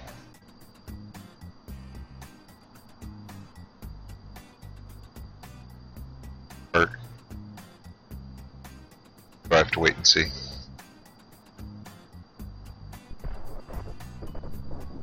I can wait. Not in a rush.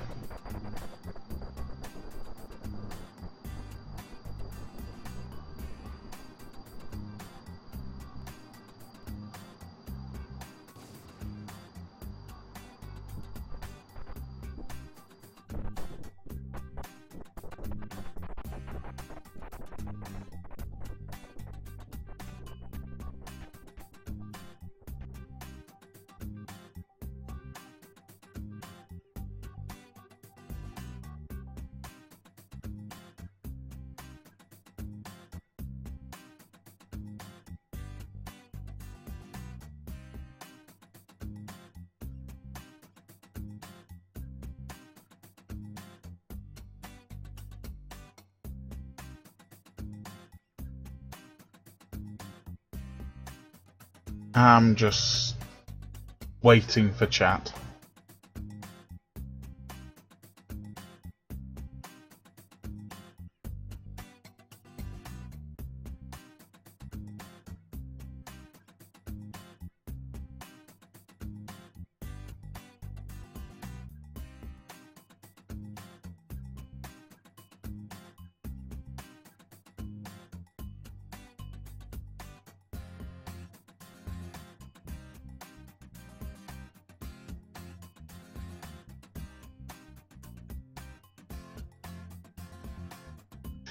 Yep, with the those vertical lift engines, if you go too high, they will destroy themselves.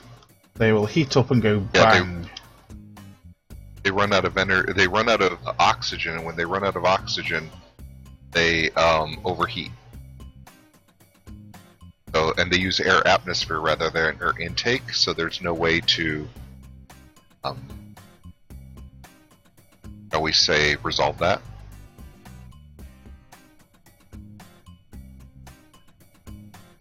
So basically, if you try to go above a certain, you're done.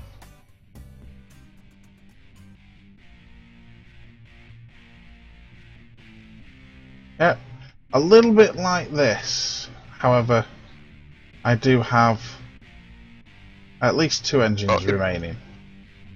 It makes sense to me that they would stop working, but it doesn't make sense to me that they would overheat.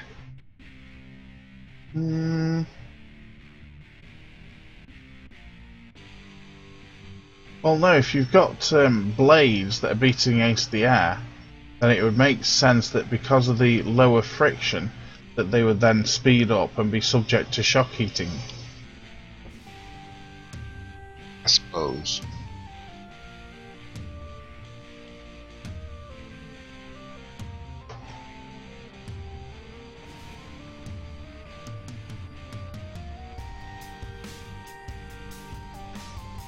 That.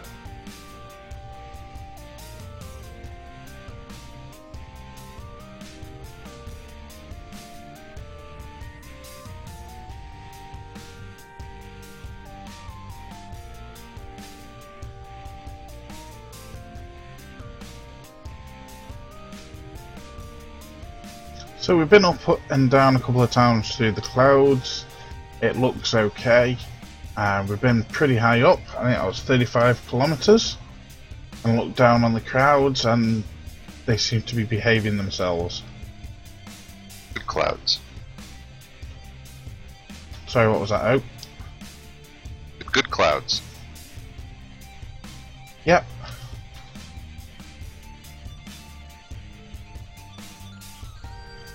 So let's try not to kill these curveballs, shall we? It'll be more fun if we don't kill them.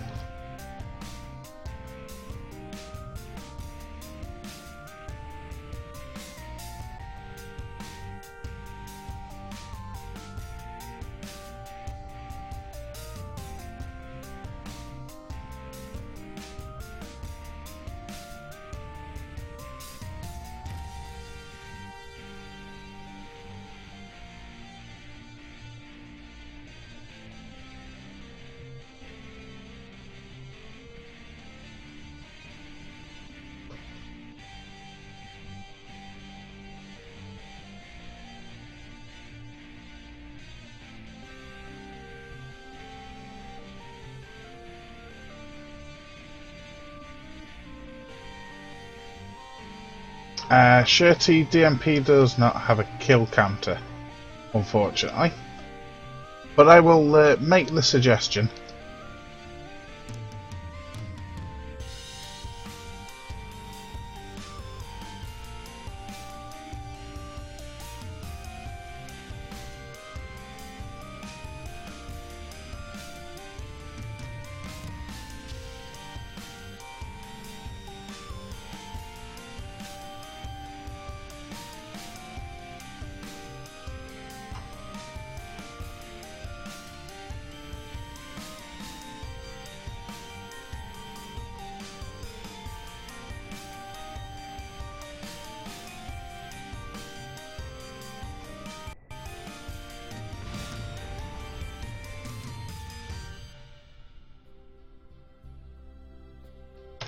Huzzah! We didn't kill them. No Kerbal deaths on this run.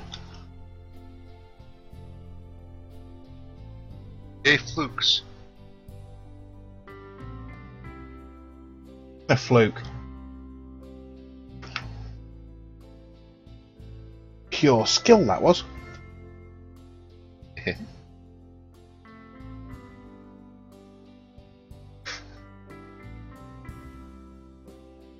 One thing that I have found, I was going to install Final Frontier. I chucked it on. I was expecting that, just like with Korea, in Sandbox I would receive medals for the stuff that I was doing. And unfortunately, for some reason, I don't. Is that a feature of it, or is it configurable, or what? Does anyone know?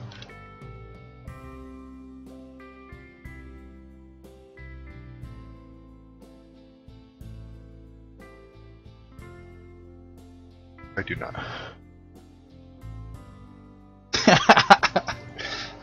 A murderer leaderboard. I like that. Yeah, who's killed the most Kerbals? Now, in DMP, that does kind of get difficult because somebody can launch a craft into orbit, leave it there, and then a second person can take control of that craft. So the question becomes, who killed the Kerbals? Well, how about determining it based on who was in control when they died? Can you do that? Yeah. But then the next question is, if you put up a space station and they run out of life support and die, then who's killed them? Bob.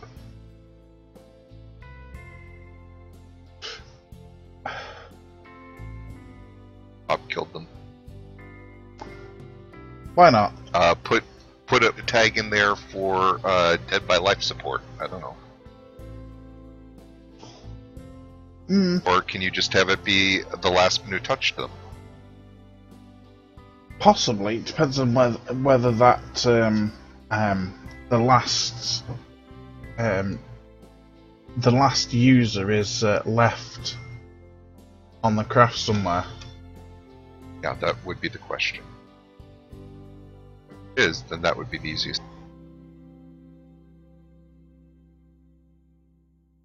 Whoever controlled the death is easy, but what if die when nobody's got control of them?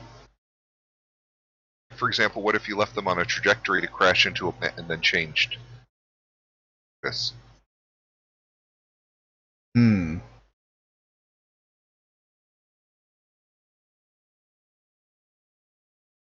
Probably the best way is if, well, assuming that it still keeps the ID of the last person that was in control, then presumably the best way of doing it is to then attribute the deaths to the last person that was in control, because the last person that was in control would have had the power to save the Kerbals.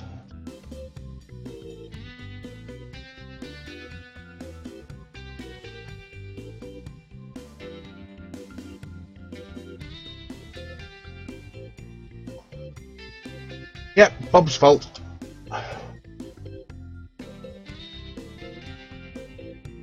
Okay, well, we want to test some of the MKS, OKS stuff. Do you have any suggestions out for what to start with? Because I think the only way to actually test whether the stuff is working is to actually build something. So I'm thinking of assembling something the other side of the runway. What do you think? I don't know.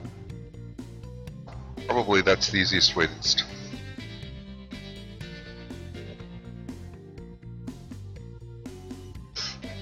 Well, what should I be starting off with? What module should go over there first? Well, normally, I mean, he's really turned everything on its head. In the past, I would have said that you would have started with the command and control module. Command and control modules no longer exist. So you can't start with those.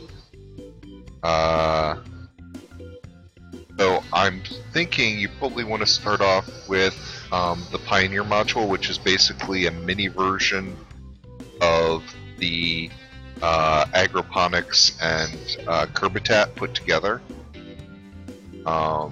which also has some other function that I don't remember off the top of my head. Which module was that, sorry? If you really want to test, probably want to start with the Mark III modules, because the Mark II stuff is pretty much just for life support, not for processing ore or anything.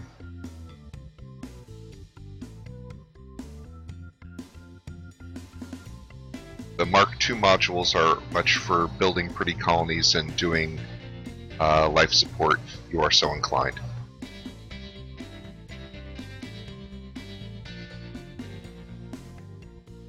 That seems to be about it. Logistics hub? A logistics hub is to transfer materials between point A and point B to different vessels or colonies or what have you. I don't think, I'm sure about this, but I don't think that the any of his build ship works yet because EPL has not been updated. Actually, I've just had a thought. Yes? Most of the stuff when you're doing a base on the ground gets connected using Kerbal attachment system, doesn't it? Yes, it does, and you can't use that right now. You have to use docking clamp or build it all as one piece.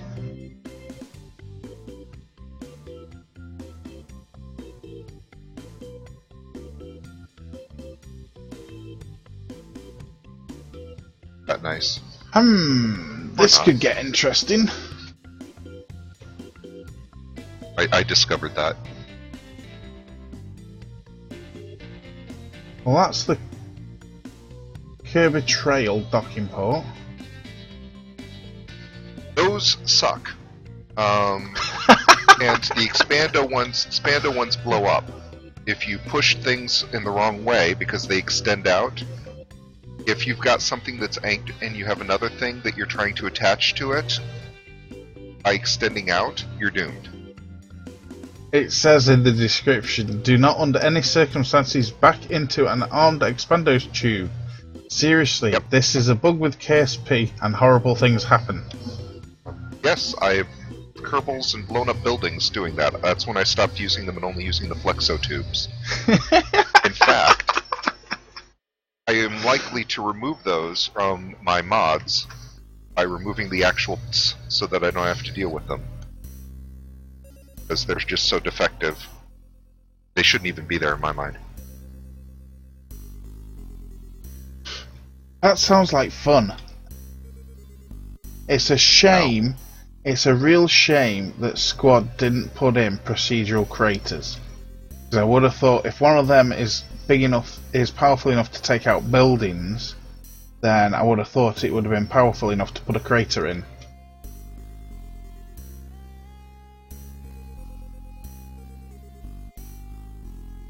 However you want to view it. So we need to dock this stuff together.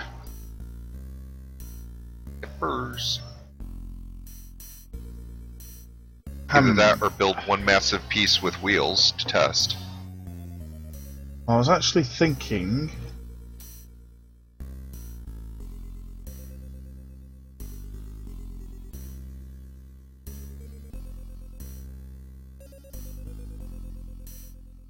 that these might actually be drivable. I'm just trying to think how you go about doing it.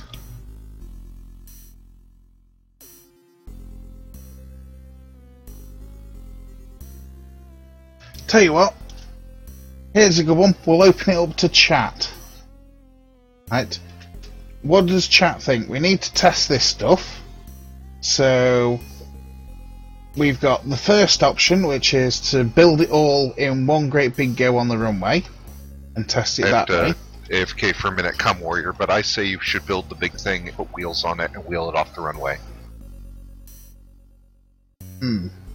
Okay, dokie. Build one big thing with Mark III and Mark II modules and have a mobile base and wheel it off. That's what I say. We might do that. So I'll be back. Yep, no problem. So the first option is to build one great big thing on the runway and we'll wheel it off. The second option is that we build it all in modules and dock it all together on the surface of Kerbin somehow. So, open it up to chat. What do you guys think?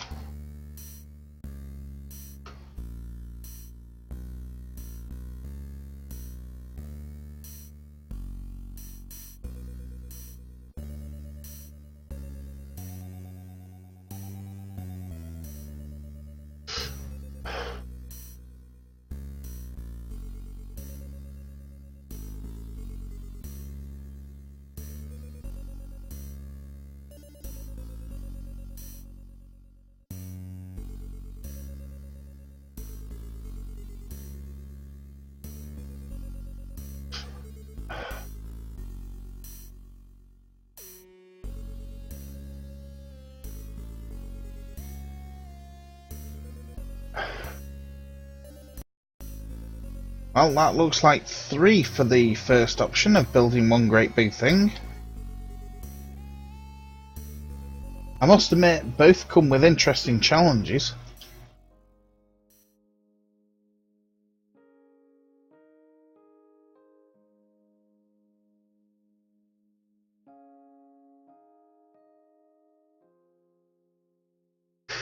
Well, that looks like 4 for one big thing. Although I must admit, I was looking forward to the challenge of docking it all together. Might have led to a lot of crashes.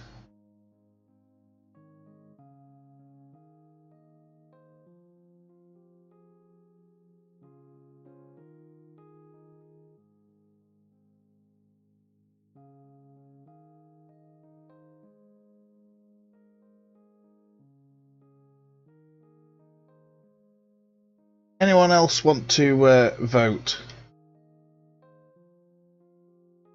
If you're just lurking, feel free to vote in chat and then go back to being lurkers.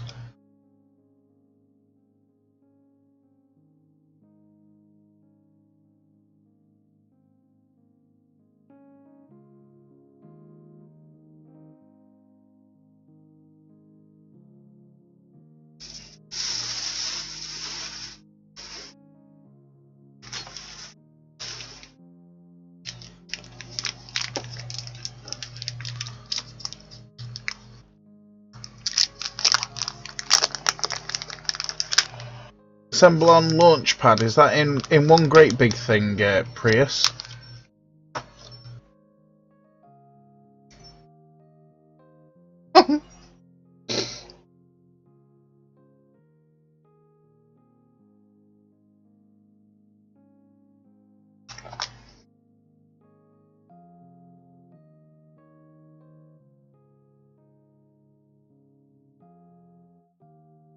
Oh, we have one vote to 4 for smaller pieces.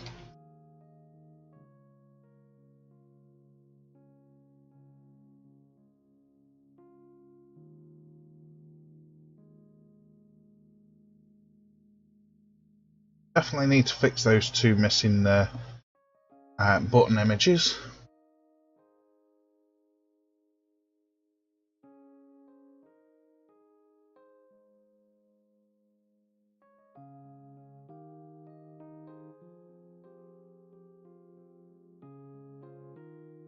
Really, I should set up the voting option in the bot, but oh well.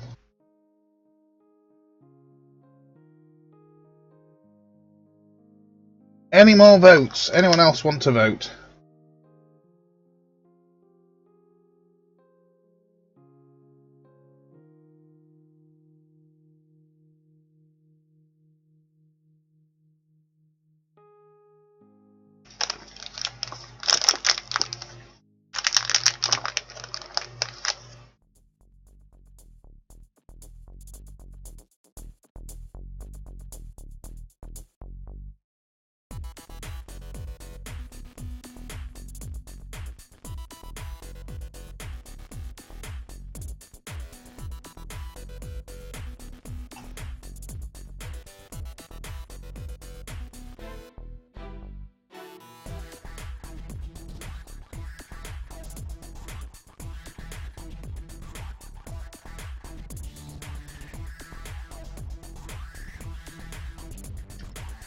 Right, option 1 it is then.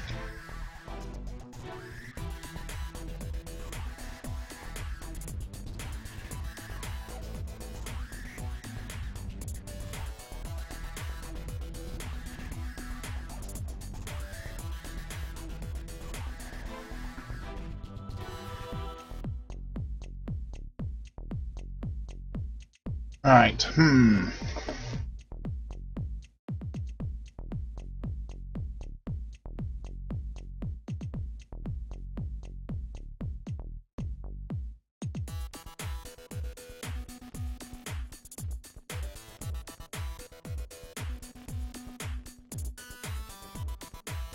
Right, so we need to know what stuff does first. It's a greenhouse, so it takes waste, wastewater, carbon dioxide, electricity, machinery, and gives us organics, recyclables, but it requires machinery.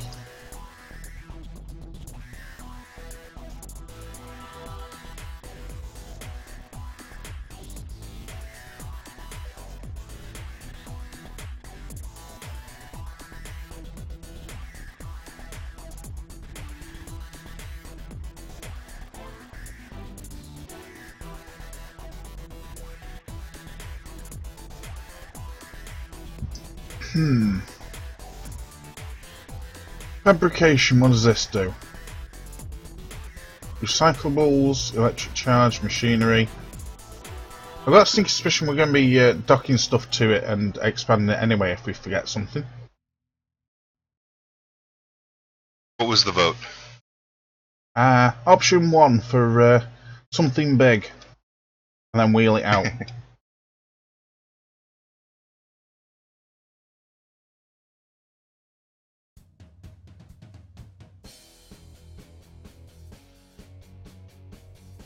The one problem I have with Rover Dude's life system is that it is physically impossible to gain on your life support unless you add substrate and water. And in fact, without substrate and water, no matter how efficient you are, you always have a net loss. Well, and eventually the colony will die. Well, it just so happens that there's something that I can show you that you might not be aware of. A new feature that's available in 1.0. If you're watching my stream, if you click this button here... I see a black screen, sorry. Yeah, it's just switching.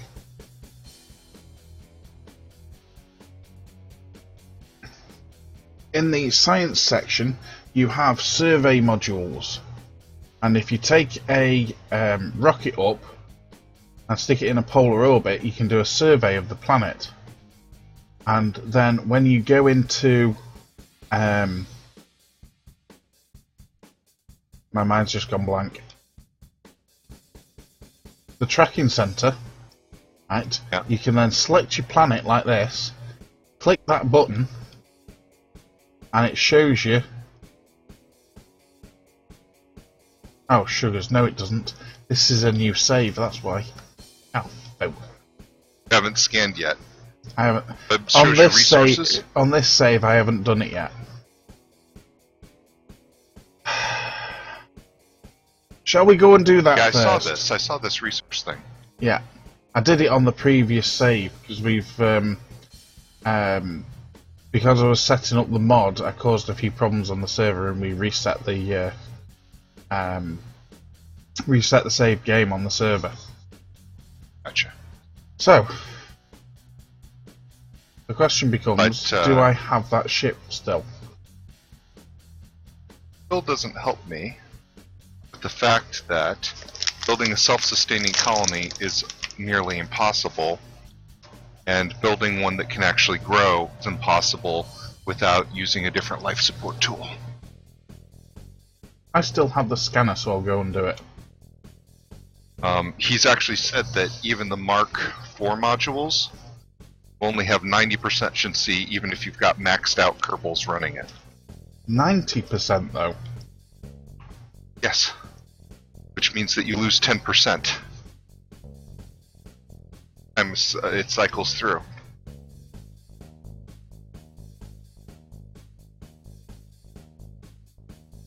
Has he given a reason as to why it's only 90%?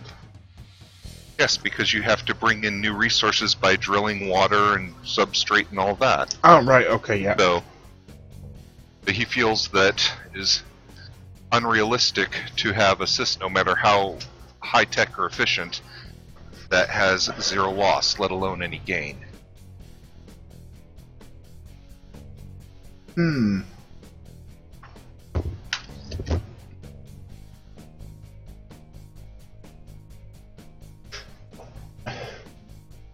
Now, for the stream, I should point out that I could, of course, use MetJeb to do this, but I'm not. I'm back. I'm folding laundry and one of mine didn't get dry enough, so I had to hang it up, shower. Yep, no worries. Got tangled up in another thing, it looks like.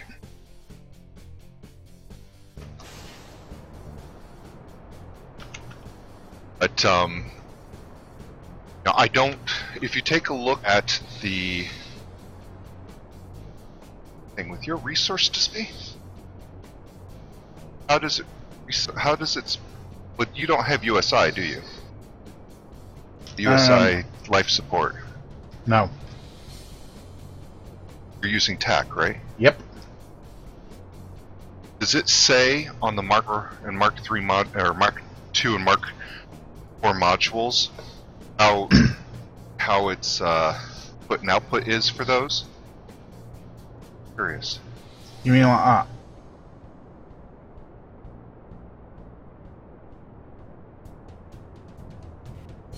Like what? I can't see. So. It'll come up on the stream in a minute.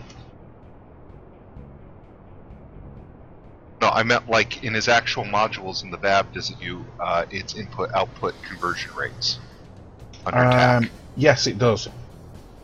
Okay, I'll have to take a look at the numbers. Because I'm thinking that you could TAC. Relatively easy to do.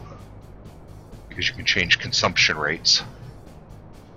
Make it so that you actually get a small net positive under reasonable conditions. Simply by reducing the consumption rate. Well, that's kind of the way that I was going to do it. I say kind of. Except with the modules that I was in the process of making, it just required basically nutrient. So basically... Anyway, I mean, it's going to be tricky. It's going to take some balancing to be not overpowered and not underboard. You're going to have to find the sweet spot, basically. Oh yeah, definitely. It is not inherently obvious to me where that is. When it was done game design. And theory crafting.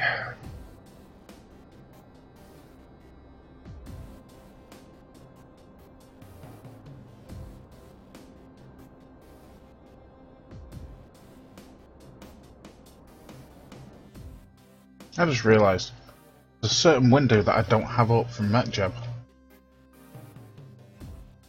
Okay, it's disappeared. Oh, because I updated MetJeb, that's why. So.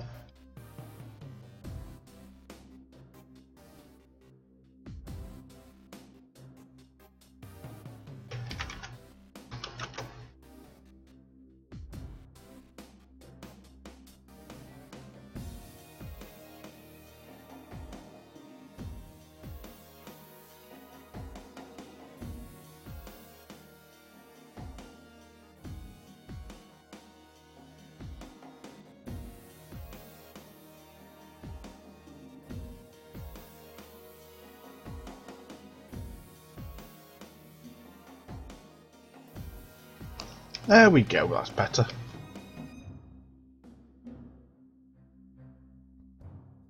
Hi, Wirral. Or Wirra, whatever that is. Okay, Uber Culty. I'll probably be streaming for a while.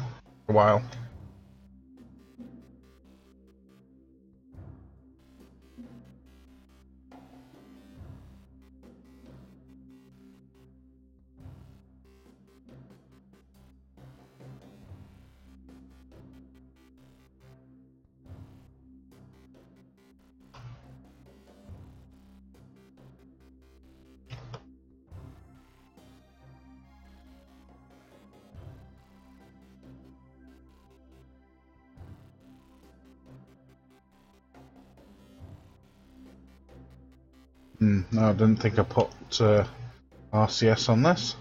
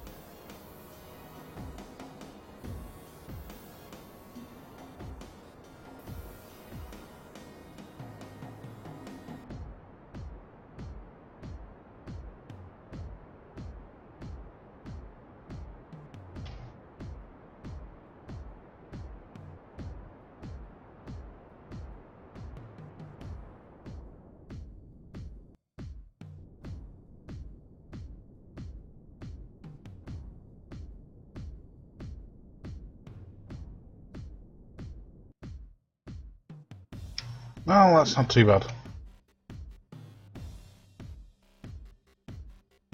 Yep. Don't need to use MetJab. Oops.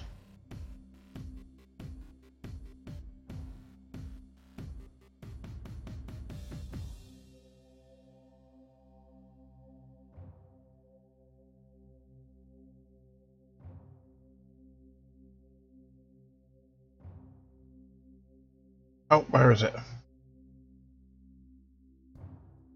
Here you are.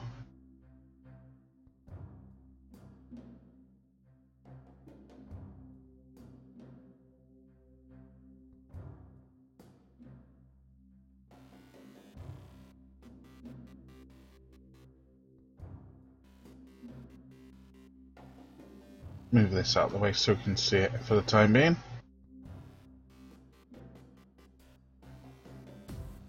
Uh-oh, is that a bug I see down there in the cloud base, or is it a mountain? I don't know.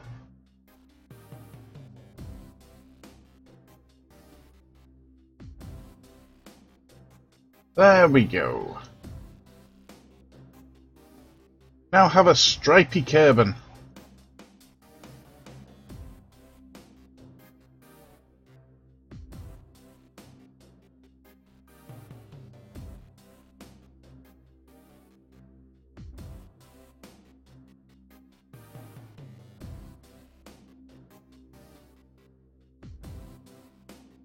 I think there might be mountains poking up.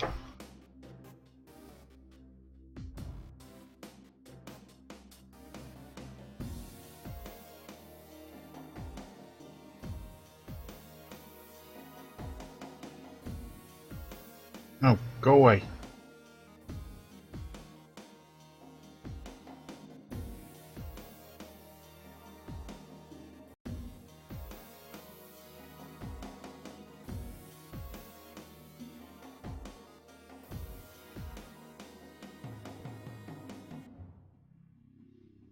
Hey, pink! I know someone that would be very happy to see Kerbin go pink. Yep.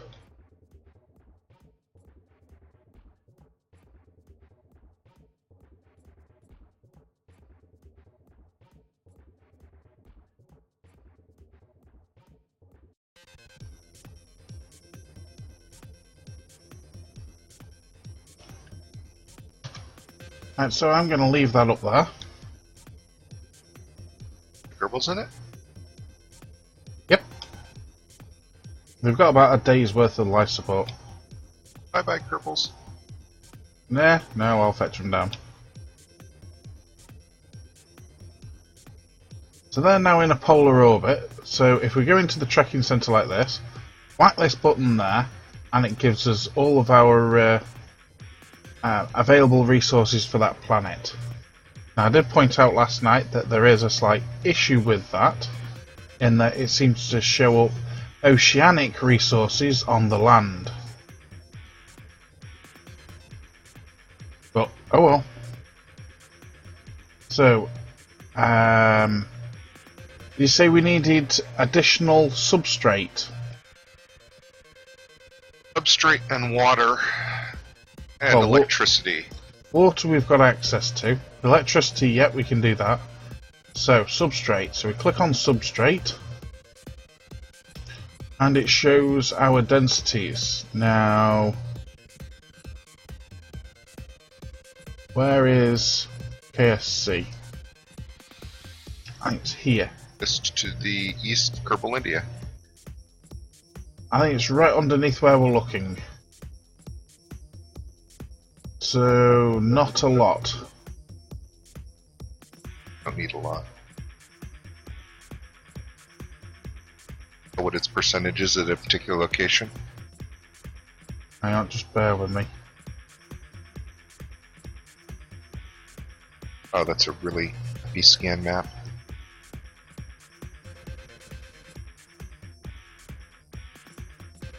Yeah, this is actually doing a lot of different things than it was doing last night.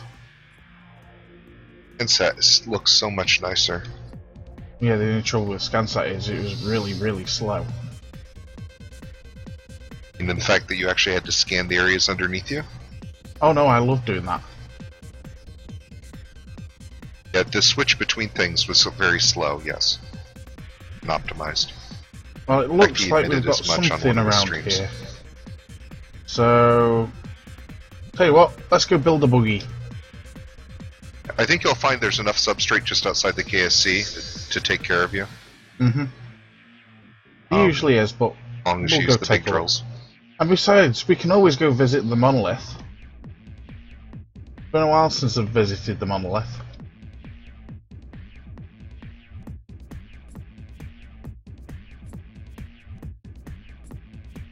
I gotta go get stuff ready and start studying.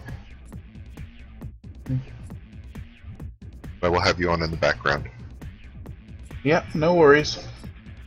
I don't want to I don't want to take you away from your the things that you have to do. Yep, I don't want to fail this test.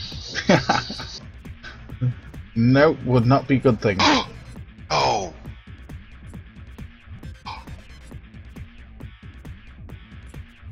Guess what's gotten updated to 1? No! What? Magic orbital science.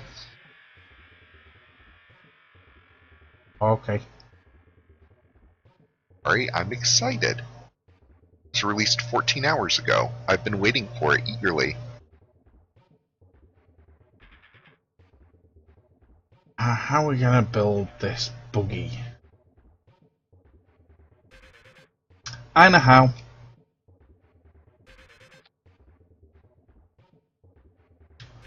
Rid of that window.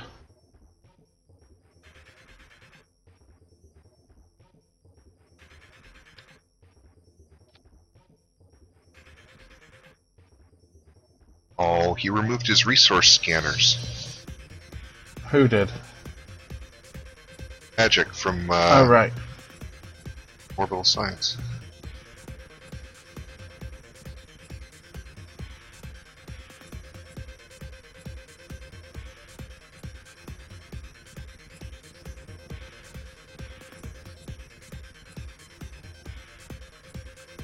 While you're there, can you check on cable attachment system for me? I know that that's not going to be ready, but sure, I'll be happy to check it. The last time I looked, he said it's going to be like weeks. Weeks? Yeah, because he's focusing on other things.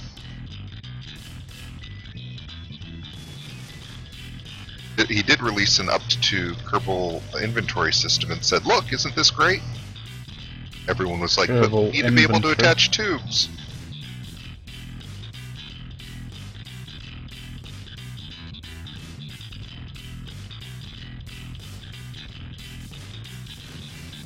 Am I missing some tracks?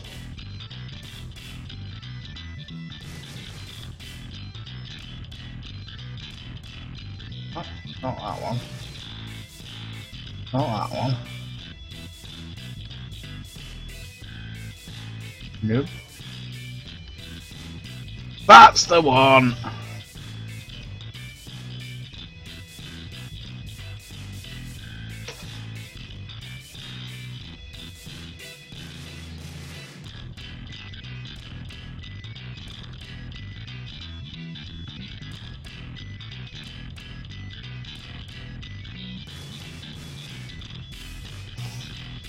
That's the one that I wanted.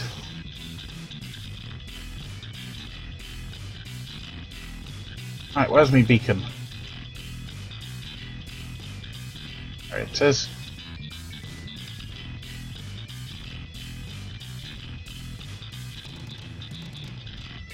His last post says he has been focusing on KIS. He invites all KIS users to download and use it, as it will be mandatory for KIS in the future. The next KIS update will take some time, as I want to adapt it directly to KIS. I do not have any ETA yet, but I hope it won't be too long. That's quite literally the last on the ETA part. So he wants everyone to try KIS.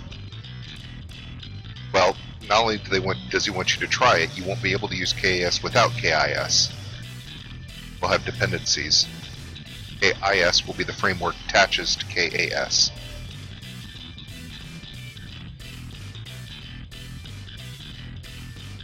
And a partridge in every tree. Okay, so what is KIS?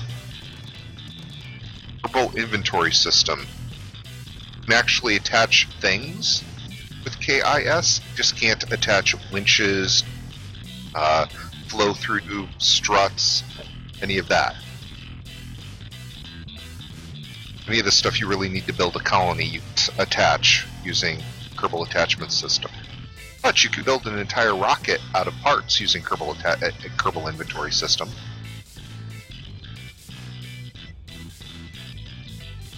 It's actually much more flexible Kerbal Attachment System in how many things you can move around, how you can do it, and how much you can hold, and you can do with it all. But without the attachment system, you can't hook two things together without using the claw, which Kraken in Bite 101. Oh yeah, but dealing with the Kraken is fun. Yeah. Oh, I just love that. Let's see, waiting for ScanSat. So, as fixed, Magic Orbital Science, which makes me a very happy camper. I was waiting for that. But...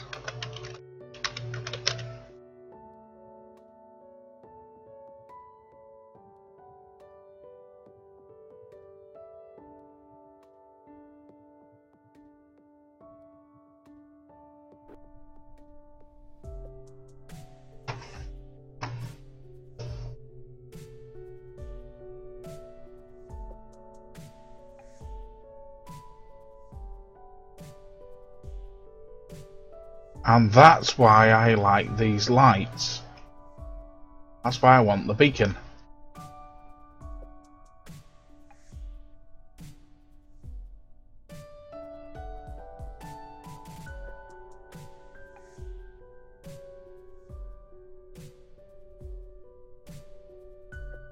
He's moved all of the scanning components from the Orbital Science into planned ScanSat module.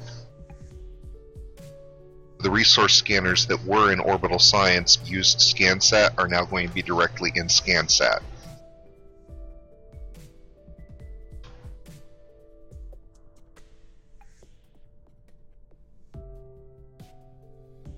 And there's going to be two different modes. Default mode and ScanSat mode. Default mode will act like the current resource scanners, where you can just get into a polar orbit, click scan, and the entire planet goes poof.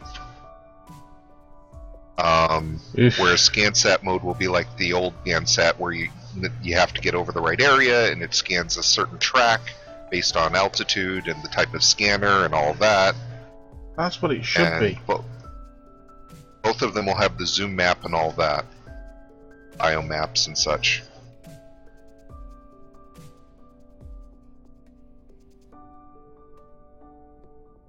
He's working on that. Makes me a happy camper, but DA Orbital Magic Orbital Science being updated, it was like one of the things I was waiting for. Sort of bated breath, so. What can you use ore for? What? What do you use ore for? Is it ore or metallic ore? Ore. Okay, ore is the default resource that's in the game or for 1.0 that can be converted into monoprop, liquid fuel, and oxidizer.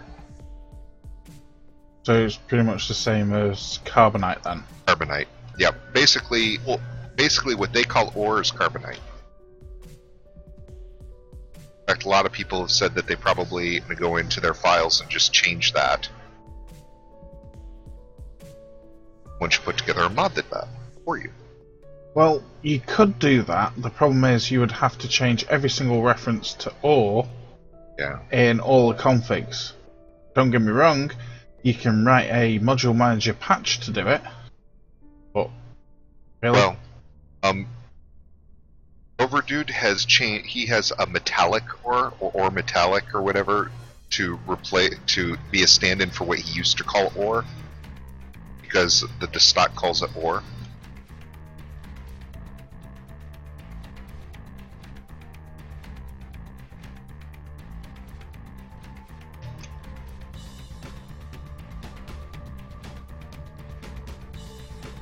Ore is basically the stock ore is basically what carbonite used to be,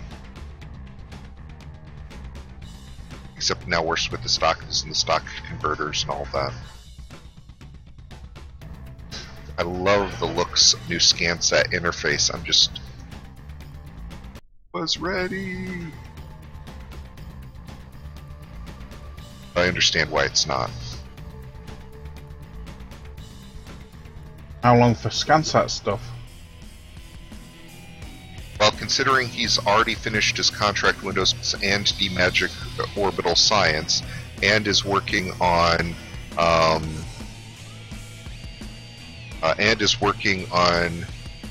his contract reward modifier in Capcom for contract add-ons. Cap allows you to basically go to the mission control without back to Kerbin. Pull up mission control basically through a radio interface. You can pick up new contracts without having to go all the way back. For all the different windows, you don't have to leave your ship as your focus. The last thing that he's out that's on his to-do list is ScanSat, and as he said, he's trying to put out different versions of it, and it will take some time. But he's considering how quickly he's gotten these other things out. I don't think it'll take that much longer. Can anyone see the monolith? No, monolith. Your monolith. Is there a monolith over here?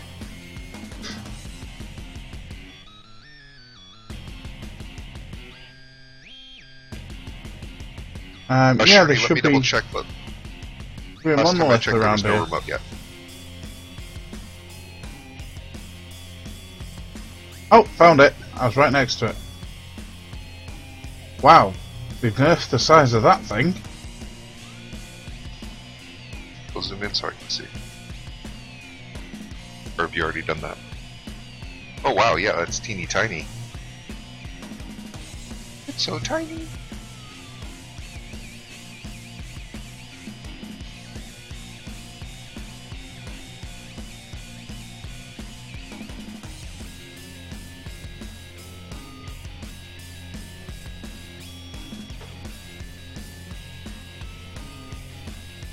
It's also mostly underground.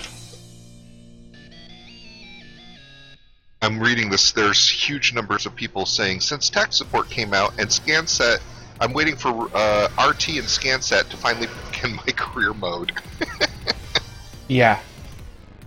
I know there are a lot of people want that. Oh, the one thing that D-Magic did for his science package, it convert all textures to DSs from the get-go, so no need to do anything with them now. I've noticed that a lot of packages now are coming in with DDS textures. For those that aren't, well, there is the DDS converter that's available, which is actually very easy to use. You just point at your game data directory, tell it to delete the original textures, and say go. Excuse me. Well, we found the monolith. Anyone on my stream not know what the monoliths are? Do I need to explain them? The guy who originally did Remote hasn't even posted on the forum since February.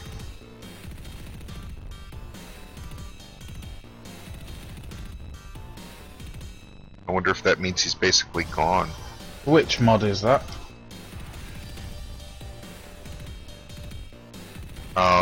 Warren Seymour, but he posts as Peppy23 in the forums, and his GitHub says Warren Seymour. Yeah, well, for which mod, sorry? Remote Tech 2? Uh-oh.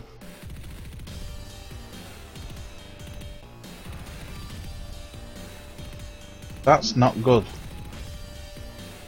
Oh. Does have, right, I had to do a little searching. He hasn't been posting on the forums, but he did post a development build 323 19 hours ago on GitHub. But he is still working on it. It's got, wow. Since it's 1.0, and 1, 2, 3, 4, 5, 6 different development builds. He's trying to get it to work like. Yep, it Did is he start the... going by another name, or did someone else come up? Don't know. Yep, yes, chat. It's the 2001 monoliths Easter eggs. They have the squad. They have the squad logo on them. But this one that's by the KSC itself is now buried. That's not good.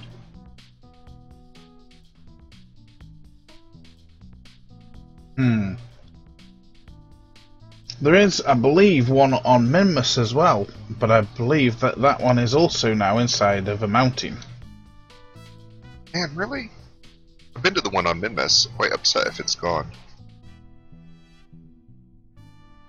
I've been told so, but the person that I heard it off, well, I don't really know them, so...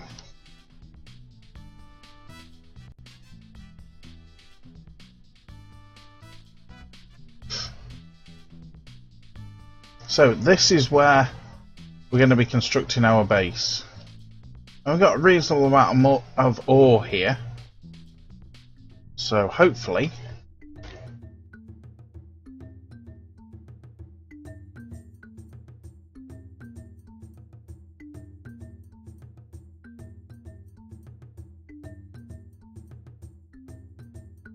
oh, that's a shame, you can't actually tell in this oh well.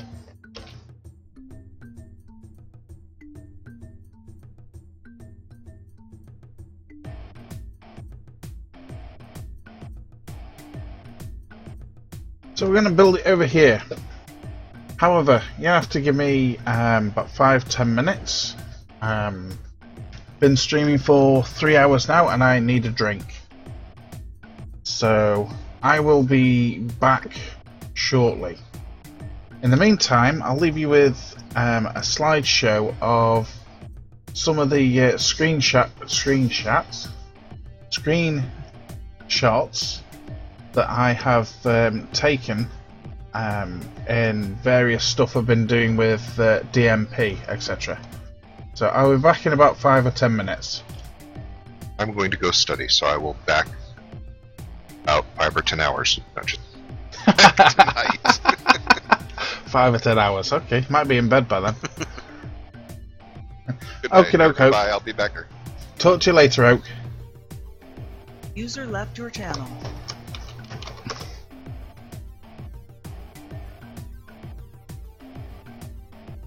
Right, and for my stream, I'll be back in about 5 or 10 minutes.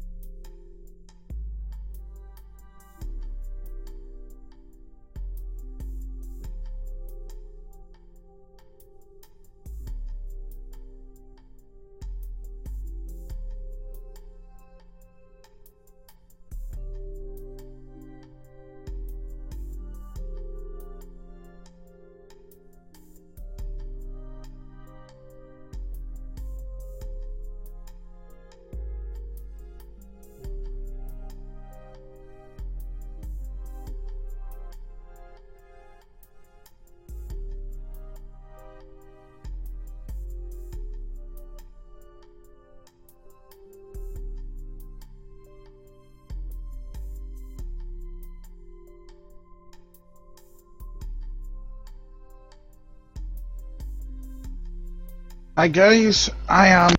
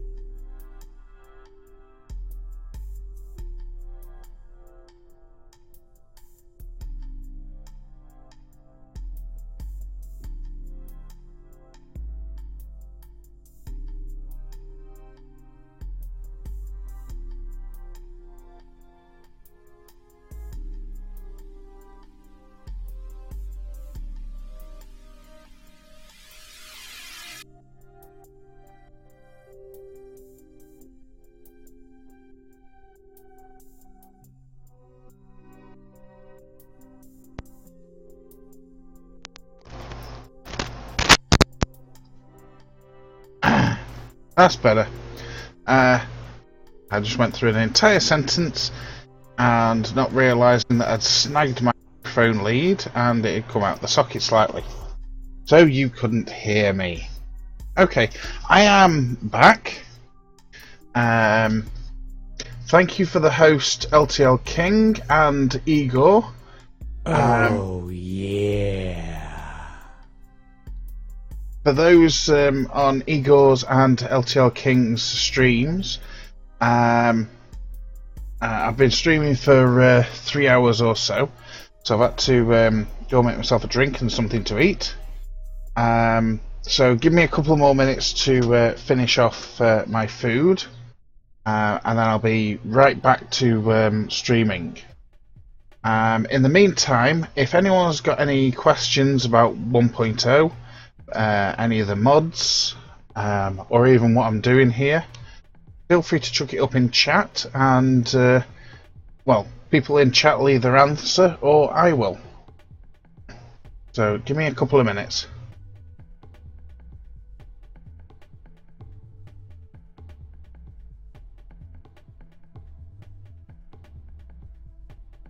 Oh, just a thought, Igor, if you're watching my stream, you're welcome to join me on Capcom.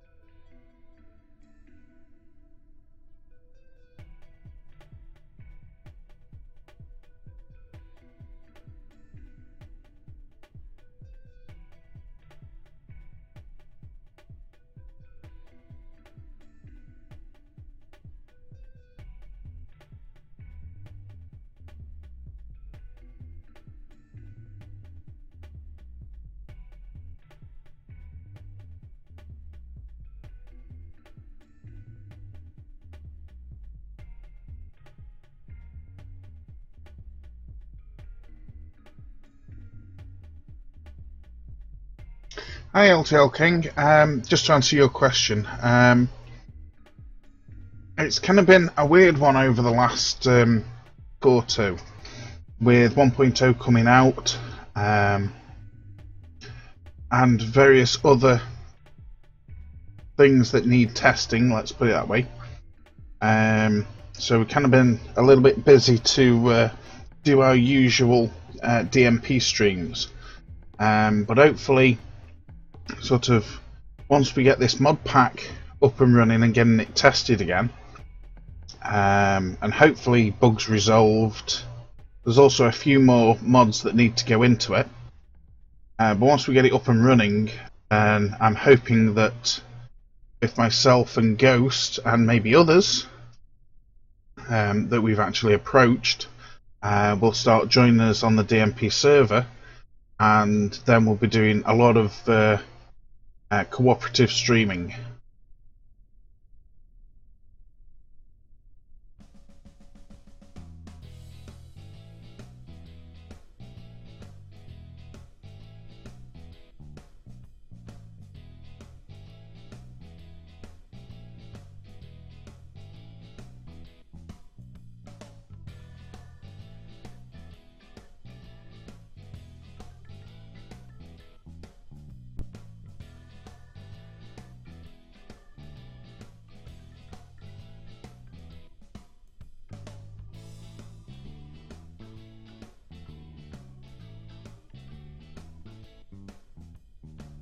Greetings, Foxy, welcome to the stream. Just give me a couple of minutes to finish eating and we will resume.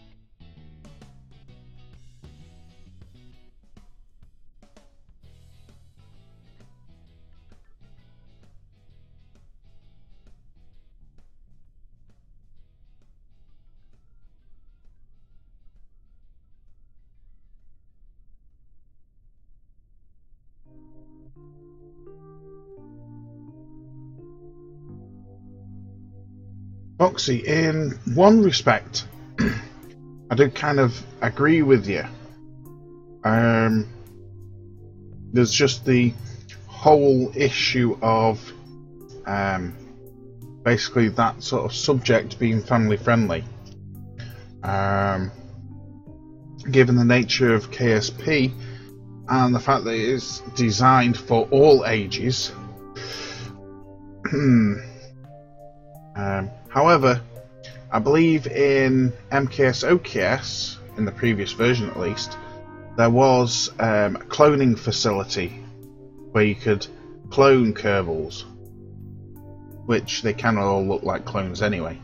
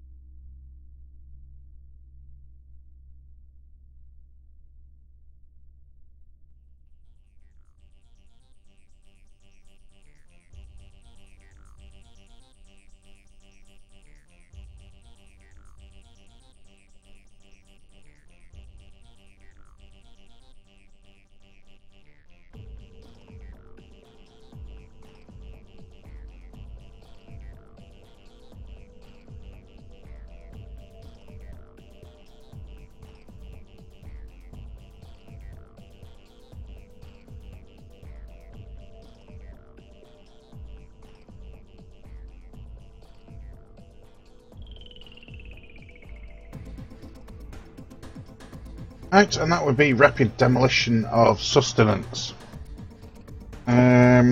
Shirty, how would you go about explaining to a 5-year-old about how birds and bees could possibly fly on a planet without an atmosphere?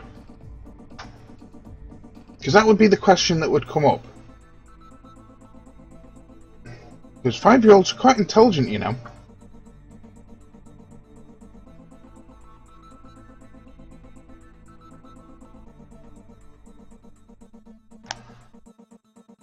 I can just see the situation right now.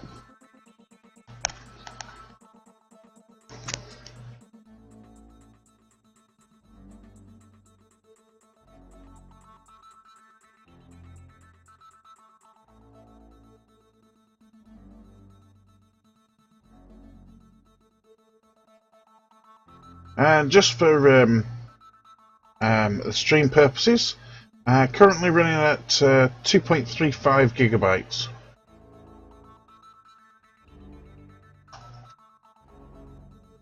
Right, so we need a load of modules and we need to chuck them together. Now, how are we going to do that?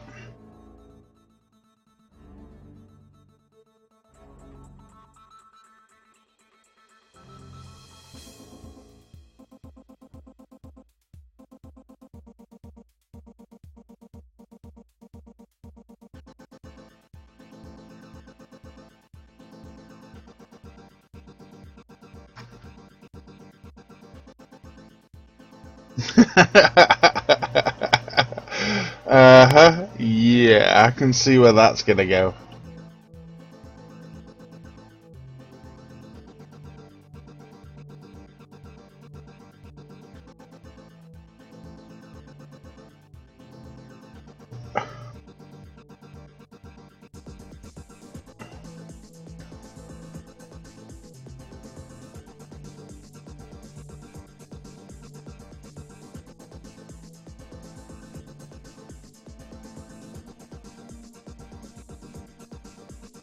What's surface curvature?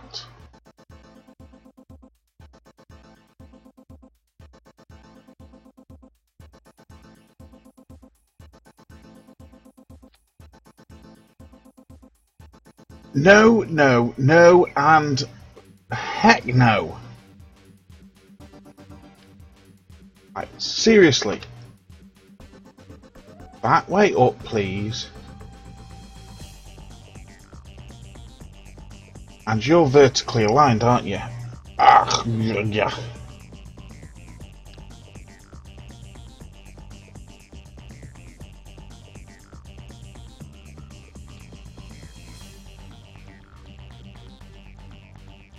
Do they all have to have bases on?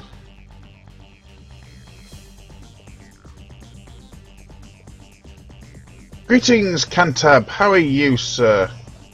UKS is the new name for MKS OKS. It is indeed.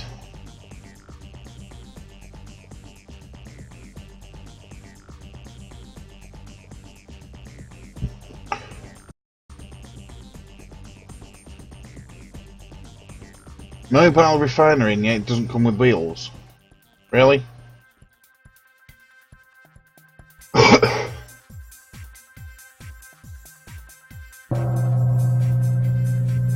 Thank you for the follow, Cantab. Right, that's an orbital Pioneer module. And that's this one. Okay, so I take that, and I take that.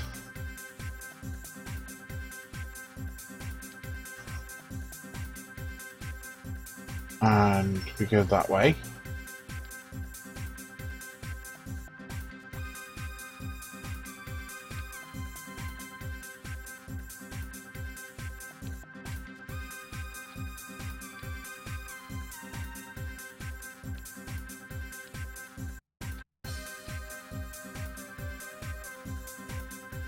Well, that's a problem. There's no surface attach.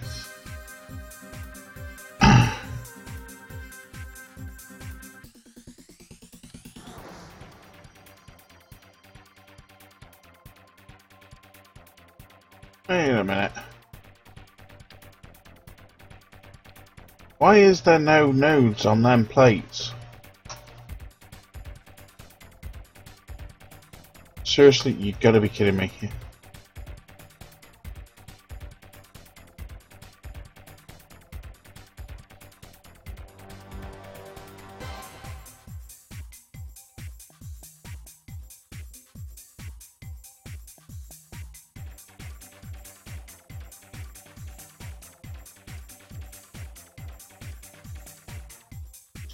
Stick a pancake tank on top for a surface attach. A pancake tank?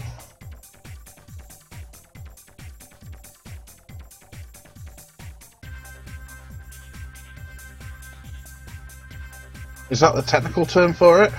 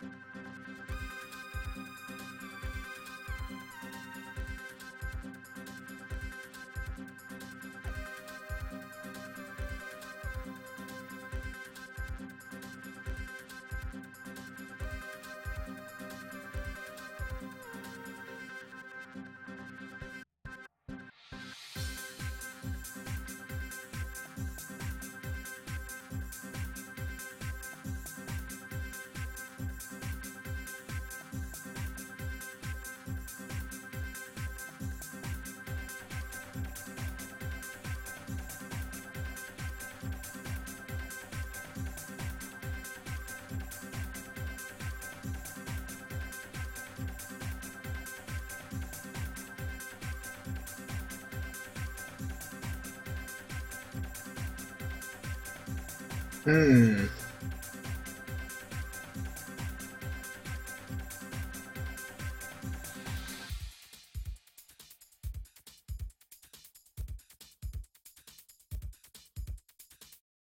Kerbal Strander.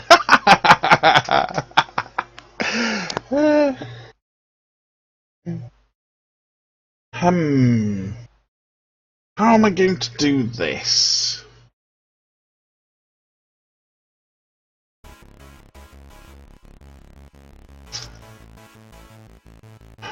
There's only one thing for it, I think. I'm just gonna have to fudge it.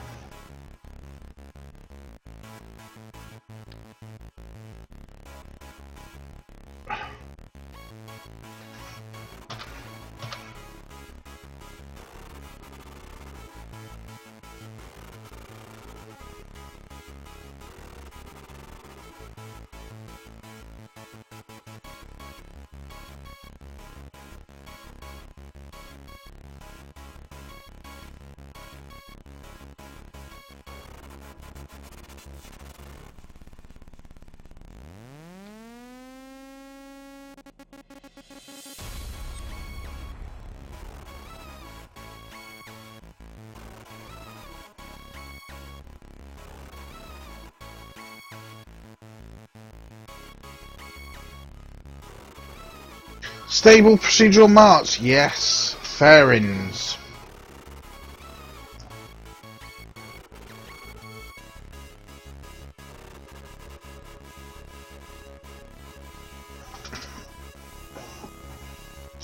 The procedural fairings are indeed stable and 1.0. Well, stable is a relative term, but it would be good enough to say to use them. However, honestly, are they really that better than the squad ones? Just asking.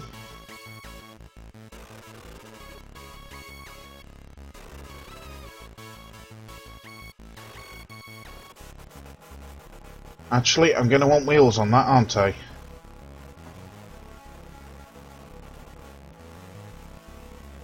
They need to be powered wheels as well, so we need the micro ones. Ouch! I stuck my elbow on here.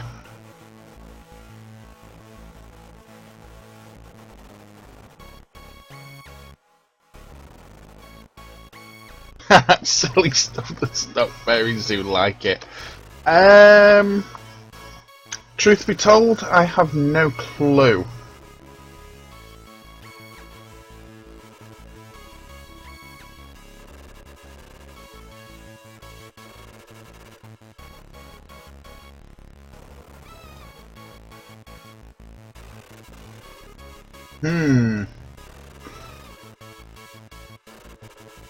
When I saw them using the fairings over the weekend, I was actually thinking sort of similar things.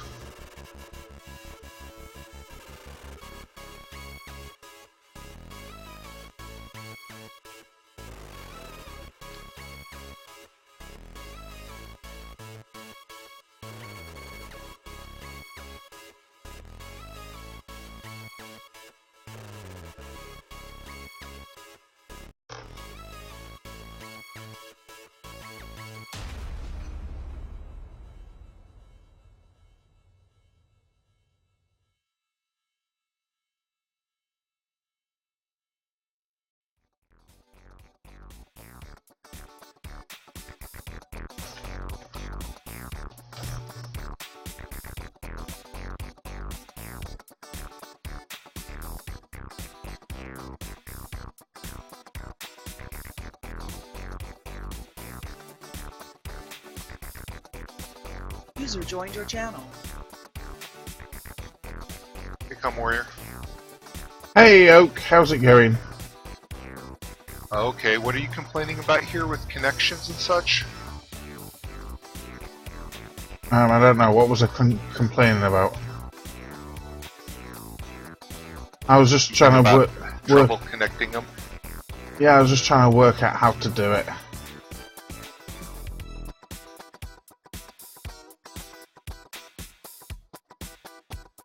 I think I'm going to have to do the wheels like that.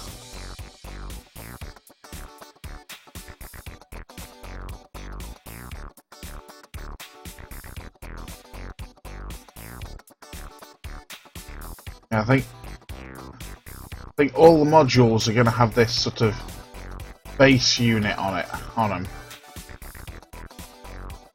That way, they'll all the docking port heights and whatnot will match up.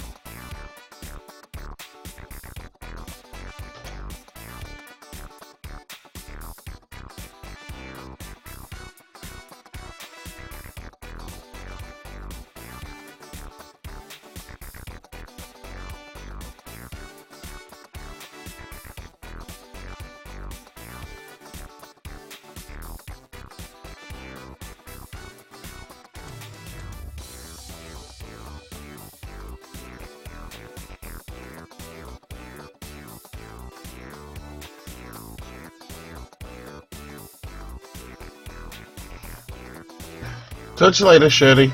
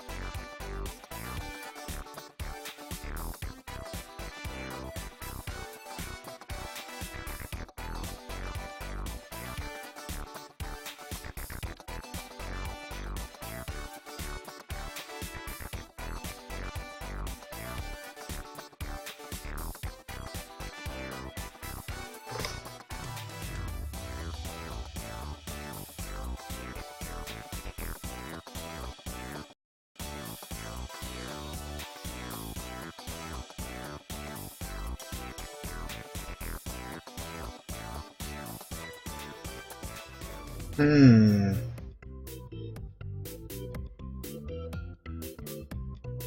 I just fixed my printer. Now I can type up my notes for my class test. Okay.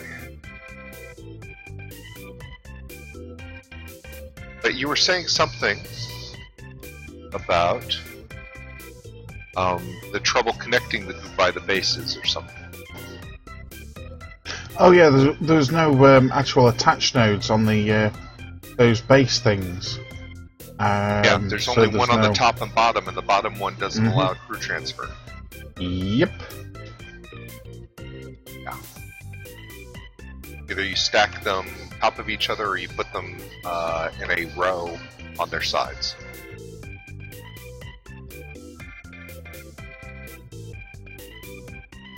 That would just be boring. Yeah, no, I'm just telling you that's pretty much how I've done it. Anyway, I will AFK again here, but I'm still around. Yep, no worries.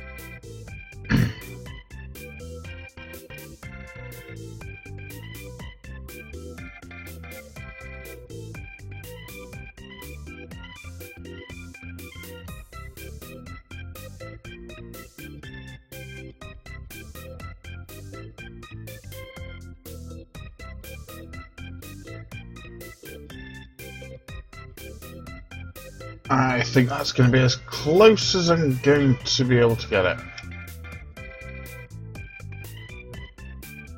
Am I online? Nope, I'm definitely not stood on a line. Nor in a line.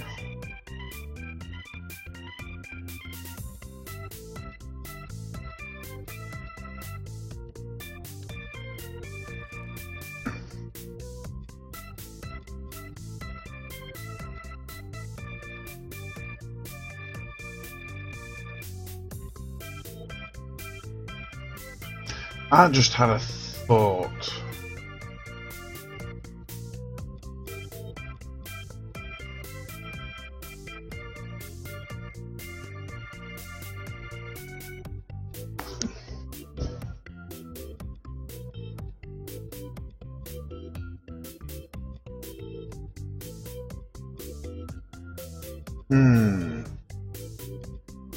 I think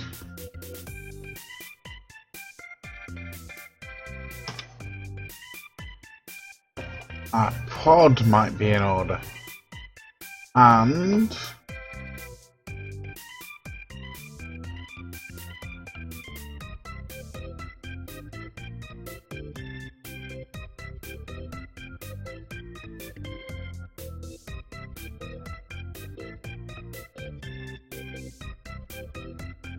for a moment there, I thought I could hear a wasp.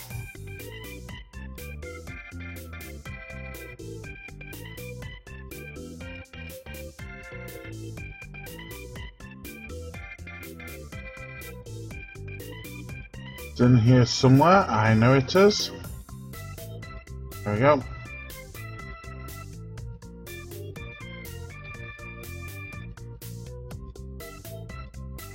Is this song copyright? No, it isn't. All the songs in my playlist are from Kevin MacLeod and his company Incompetech. All songs are royalty free, which means you can download them and use them, provided you are not trying to take any money from their use, i.e. to sell them on. If you wish to download them, you can go to incompetech.com and feel free to download.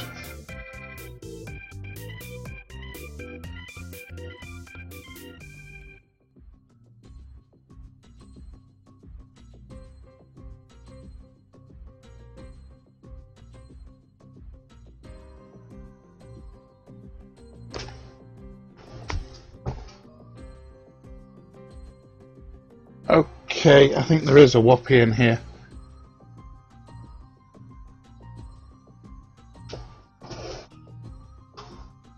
Just bear with me, guys.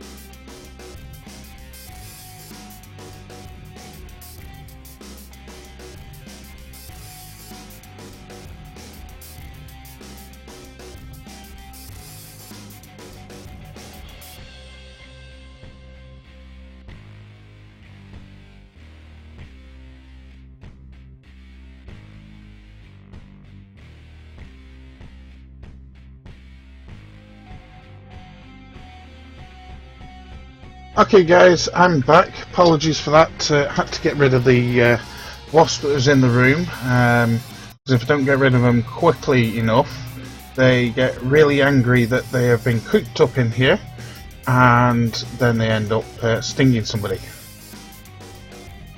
So, sorry about that, Oak. What were you saying? I was saying, look at the bottom left-hand or at your cost.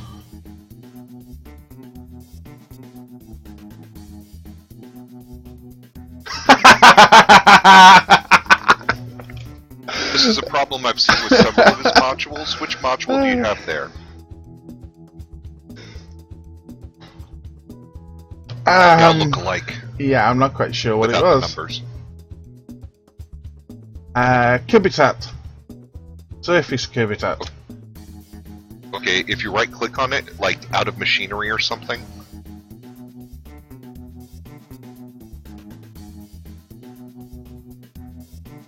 Minus 7250. Try to fill it up machinery. Hang on, give me a second. Phil, not him. Sorry, my headset just tried to jump out of my ear. Fill it up, okay.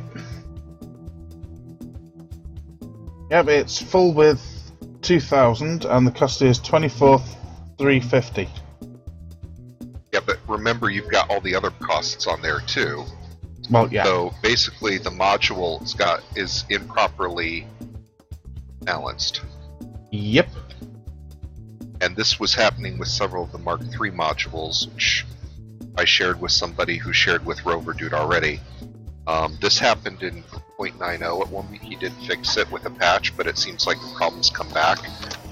It has to do with something in the config file for the base cost and the calculations based on the cost with and without and recyclables and such. And I think it's aggravated by the fact that there is a hidden value there for supplies you can't see. And I don't know how much supplies it can hold, nor do I know any of that. In fact, Yep. why is there nothing there for tech life support? Oh, because it's in structural. But these have had minimal amount of life support in them in the past. Ooh. I see your point, actually. Any TAC life support... Oh, I read about this. TAC life support used to... Any module that could hold a person, it would overwrite the electricity and the and add food, water, and all that. And he removed that, except for the certain command capsules. Because for like the distribution unit, it was taking the battery that's like, I don't know what it is, 20,000 electrical current, and making it like 2,000. Because it was basing it on the number of kerbals it could hold. Uh-huh. So this is interesting. That means that you've got life support from that command capsule on the top, but without other life support, your kerbals are going to die inside. Well, at the moment, there are no kerbals anywhere. It's fine. I'm just saying. But I'm only going to put kerbals in the command pod for the time being. What's the mod that allows you to shift them around? Roster or the living spaces? Don't think about either of them installed. This could be interesting. I'll just fill them up, and if I kill them, then I've only got a few hours. You can always click on the hatch and transfer them that way, assuming the connection. Otherwise, they have to get out.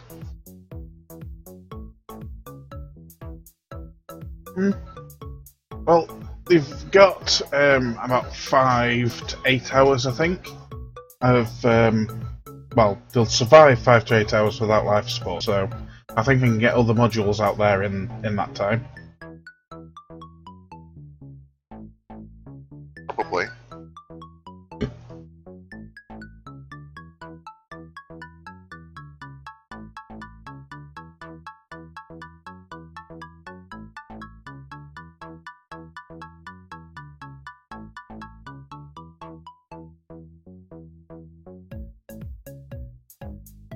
USW and Panda, if you're not in here already, you're welcome to join.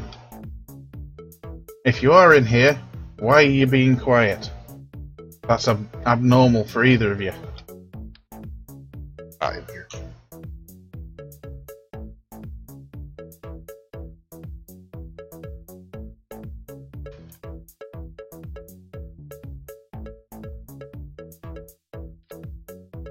Yeah, so I'm spanning Separatrons.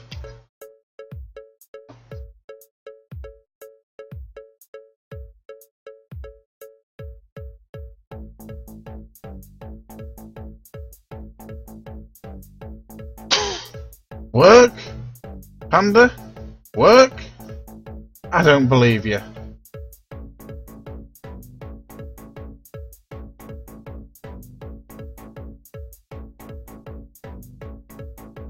Yeah, Bobs. There's a couple of issues, quote unquote, with USI life support that I think could be modified / fixed with some adjustments to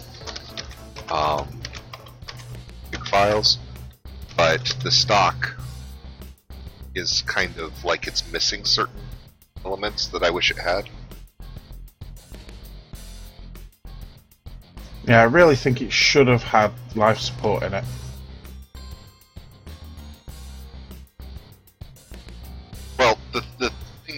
me on it is Oh, yeah. Thank you for the host, New Panda.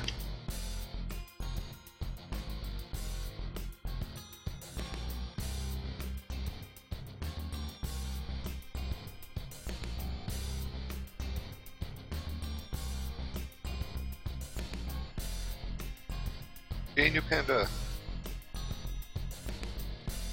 Why am I not hosting you? I don't know. Cantab, can you elaborate what you mean by linking to a comic strip, please? What's still alpha? Bob's Van Loon. I think he means USI's life support. I thought it was in a full release, but Well, Oh, yeah. thank you for the host, Oak Tree. there you go. Sorry about that. I was hosting coffee from before. Right, let's see if we can get this over without killing everybody. I'm taking bets. Everybody in chat, I'm taking bets. Go on, chuck it up in chat, see if I'll be able to make it over.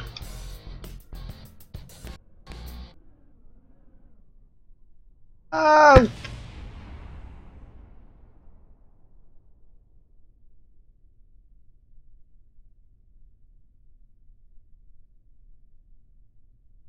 Ah!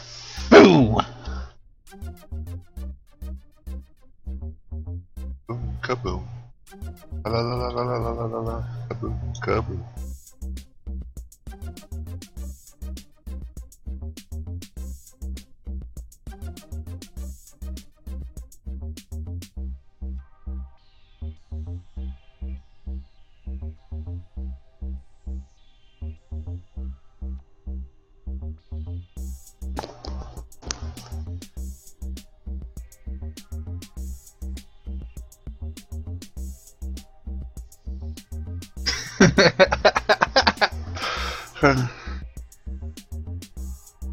Now the fun thing is, what on earth are we going to do with this? Because we can't revert.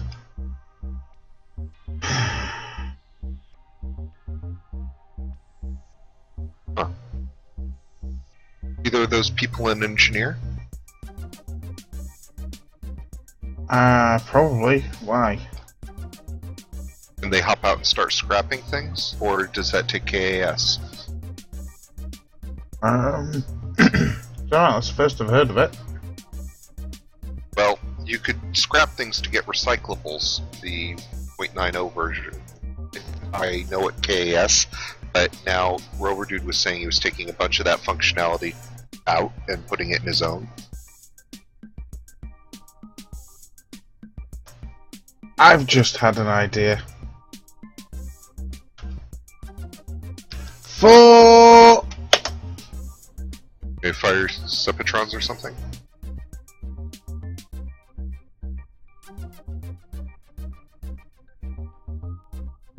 Really? Really? Are You you can't recover kidding me? tab. No, I can do recovery, but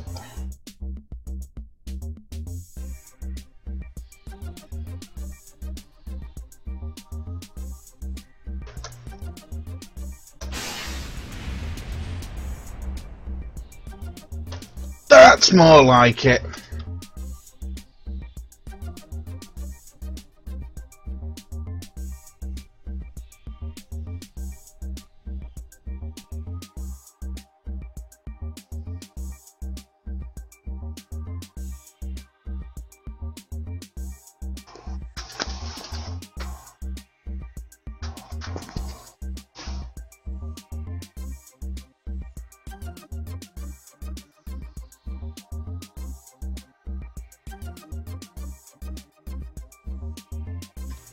Cantab, what was that supposed to accomplish? Well, it's supposed to be hilarious, but didn't quite work out to be hilarious.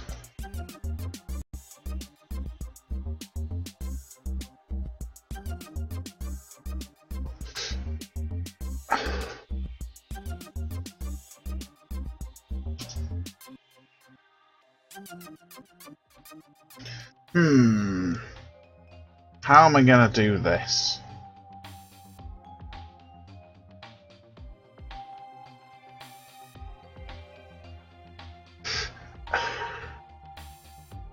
You know, I think there's only one thing for it. I think there's only one way that I'm going to be able to do this.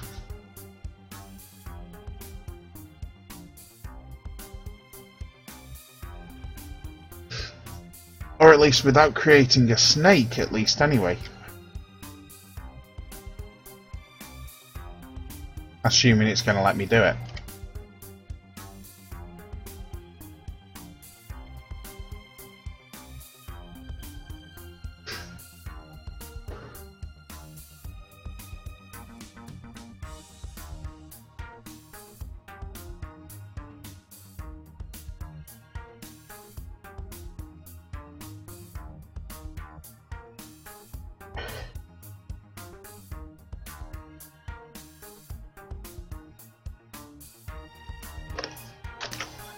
Just bear with me, Bob, I'll check that link out.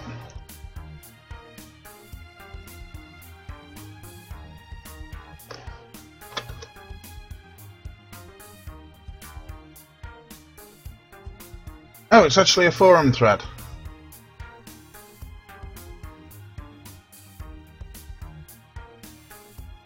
Ah, no, Bob.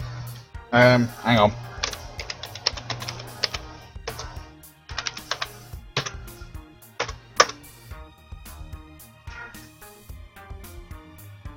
Right. You can drop that link in anyway, Bob. But no, when we talk about life support, there's two main types of life support. One is TAC life support, the other one's USI. USI is still in alpha. However, TAC life support is not. And it's TAC life support that I have. Basically, the USI life support is basically Rover Dude's version of Snacks.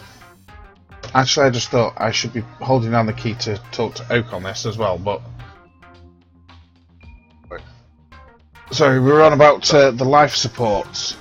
Basically, there's two types of life supports. One is TAC, one is USI life support.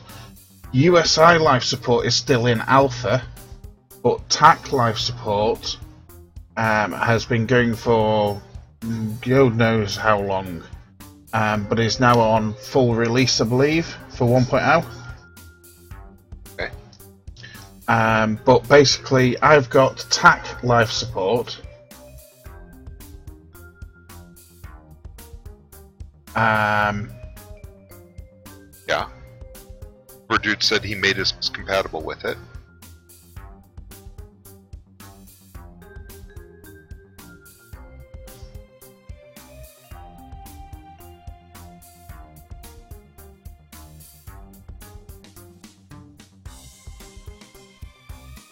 So I was just reading messages from Panda.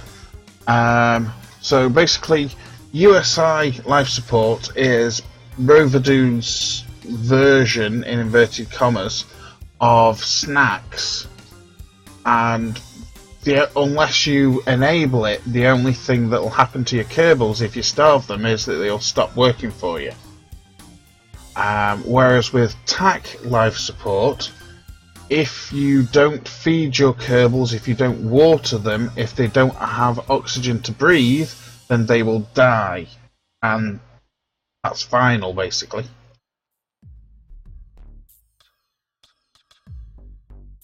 Just confirm Running out of that electricity is the fastest way to go.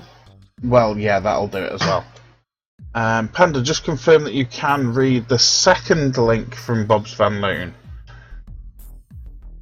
Poke, commenting too soon, poke.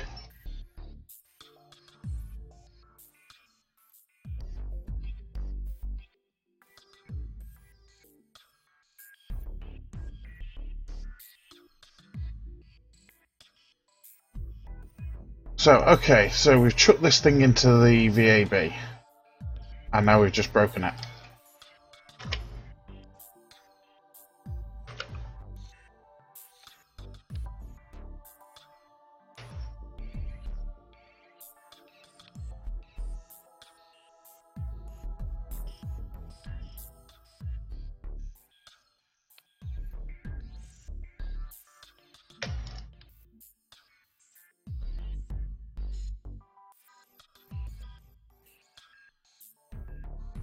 Why can't I do an attach that way?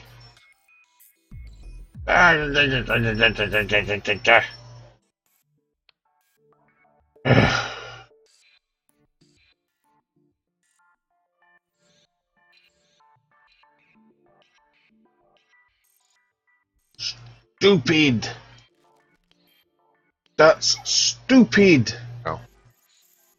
You're not going to get that to work. Yes, sorry, I was just complaining.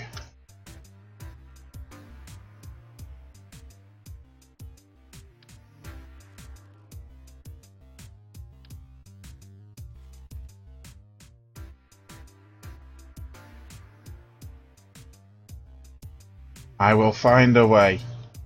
Where there's a will, there's always a way. Well, the one thing that I found that might work is if you go under structural. Yep. There's a... Hold on, I have to wait till you get there so I can point it out.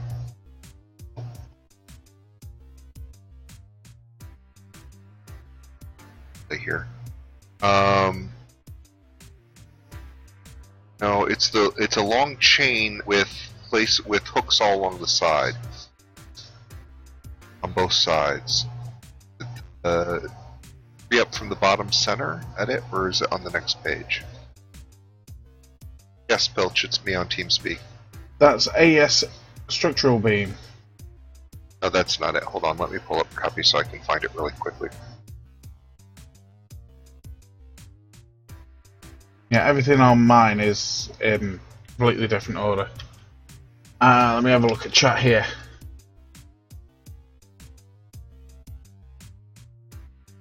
It looks to me like you have Twitch's own link blocker enabled, as well as the one in your bot. Really? Hey, I had that problem myself.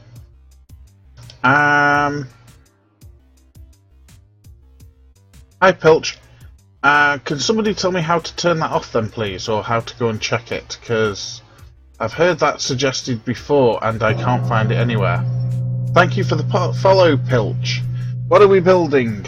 We're on the DMP mod build, which is 1.0, and I'm rebuilding the mod pack for it, so we have to test everything.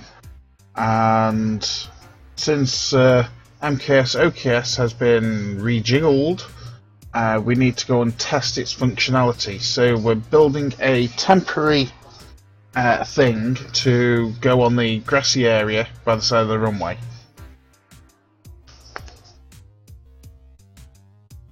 Except we're kind of figuring out how to do it.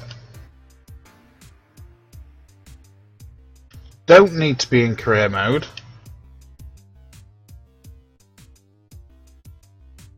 If you take the Starlifter, assuming you have it, the Starlifter cargo rack. Starlift cargo rack.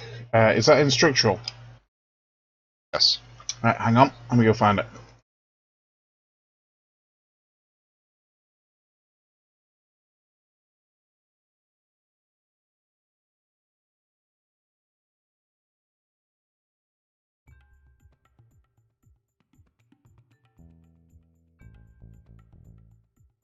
Yep. Ooh. If you take that, you attach your modules to the bottom, touch the bottom of your modules, the rack. The rack. The rack! Oh, no, I'm having trouble getting it work. Ah, I see what you mean. I have an idea.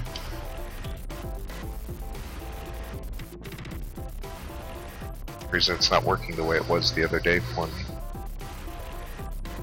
But if you tilt it on its side, connect your nodes to those and then rotate your nodes up.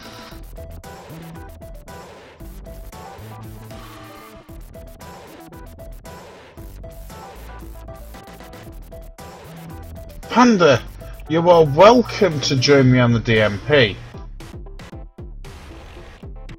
You have access to the mod files. Panda, I can guarantee in a fight between you and CW Bot, I can guarantee my bot will win.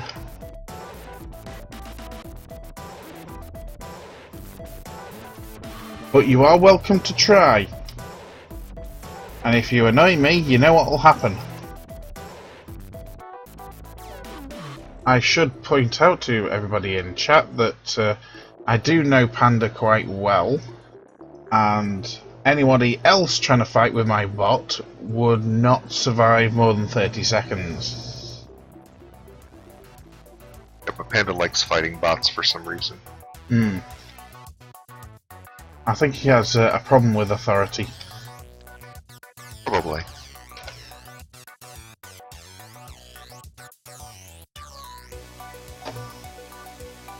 This is another thing that bothers me. He took out... Man, why did he do that? Their entire module is missing that should be there. For example, here's the module that converts uranite into enhanced uranium. Enriched uranium. It's gone. The science lab is gone.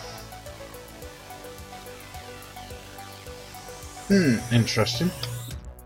It's got to have been put somewhere.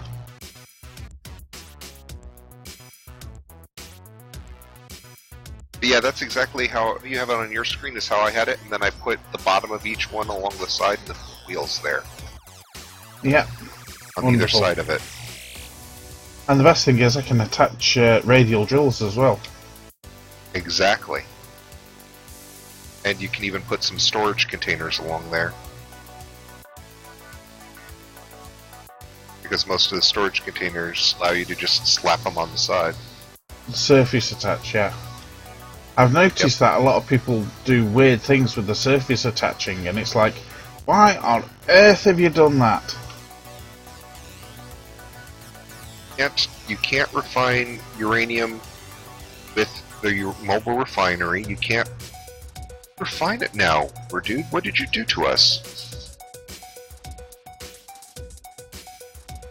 Part of the core converter? No.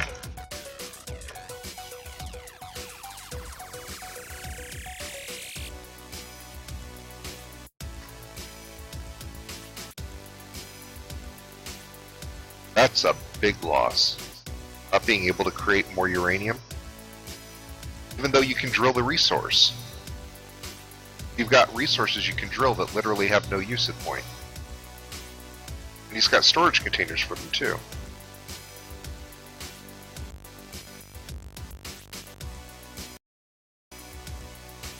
Refinery can't do it. I feel like I'm missing a module, but I'm not.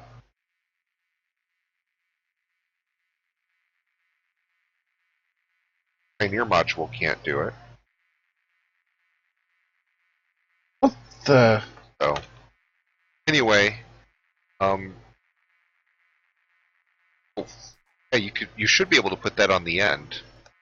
No, not like that. Like, I don't know why it's not hooking into their properly. I know. I'm trying. I've been able to do it in the past. I don't know if I have the same problem here.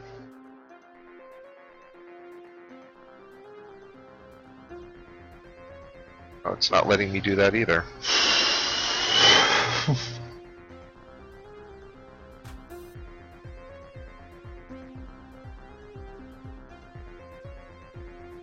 I'll be willing to bet he's put the nodes wrong. Yeah, I think on the the nodes model. are reversed. You could just put them in and then rotate using tools. No, I tried that. Oh, I see what you mean, yeah. Flipping the entire module around. Put it so that it's clipping and then rotate it 90 degrees or 180 degrees. And it'll flip back out. Like that, basically. Seriously? Yeah. How So there's can you there's get a lot them of the little wrong way things that round? need to be fixed here. Yeah. I can see I'm But it going to looks be like some of fixing the nodes this. are backed. I can see I'm going to be fixing things like this in the actual mod pack that we're using. So that's the fabrication. Yep. Chucking on a refinery.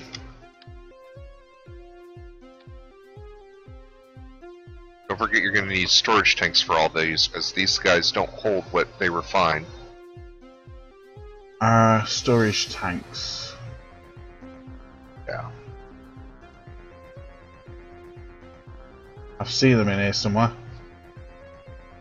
There are several different kinds. Easiest ones to deal with are the radial supply tanks.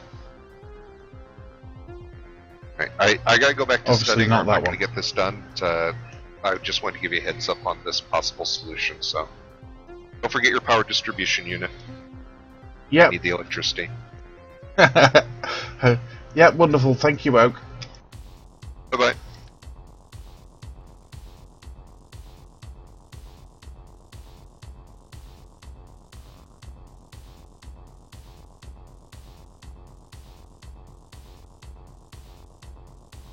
Yep, Cantab. Yeah. It does now.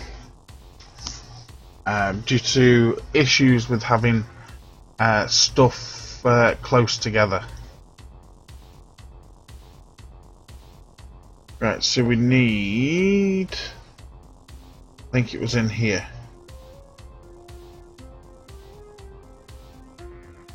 Nope, not in there.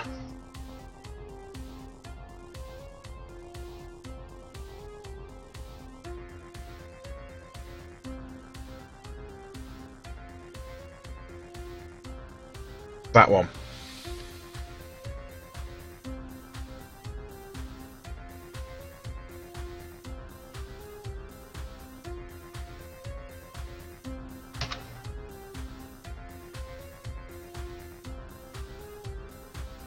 Oh my god, are you kidding me?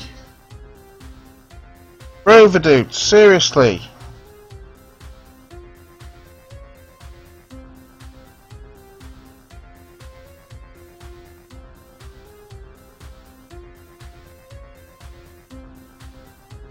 My god! Are all these models going to be wrong?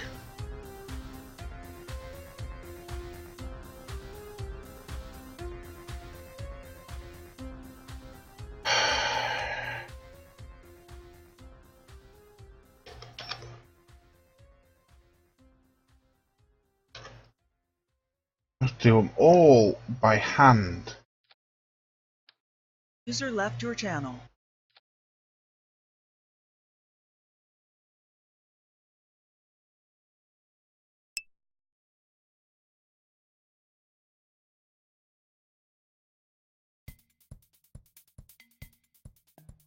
Hi Pilch, I've not ported them over yet, but they should come over without too much of an issue.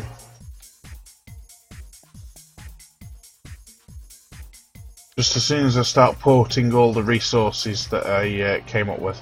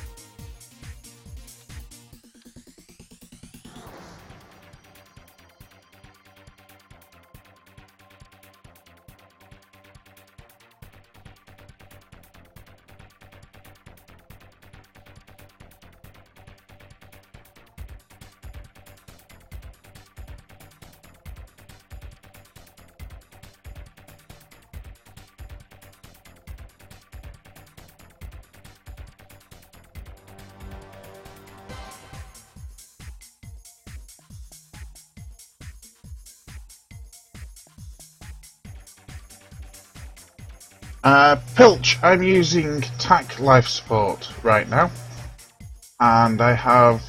I'll be using that for the time being. Cantab, yes, it's a symmetry issue. You're saying right, okay.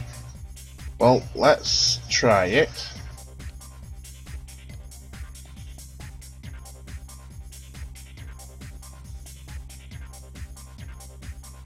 Which I'm now starting to think that that was a bad idea.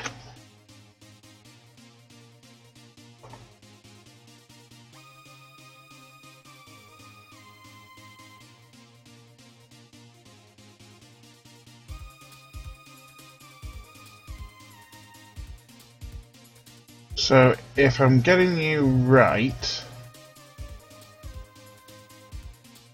you're saying that if I rotate it like that,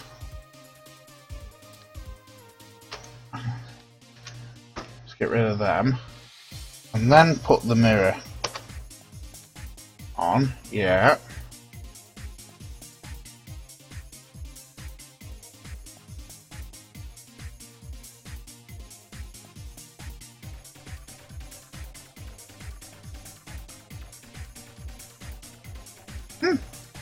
Fair enough. My apologies.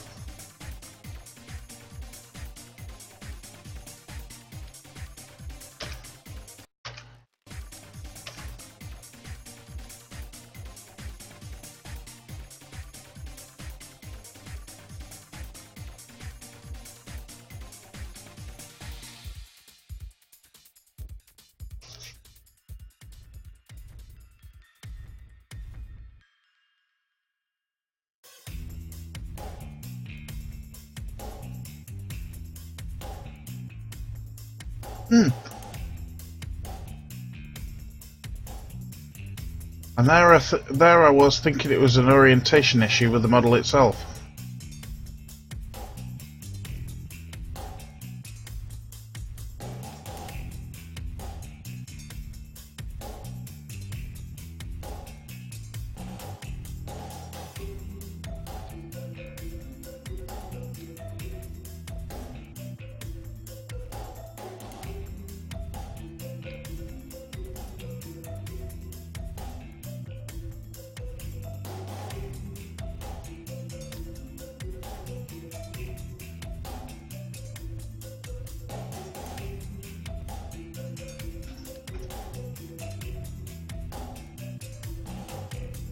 I can, really? You.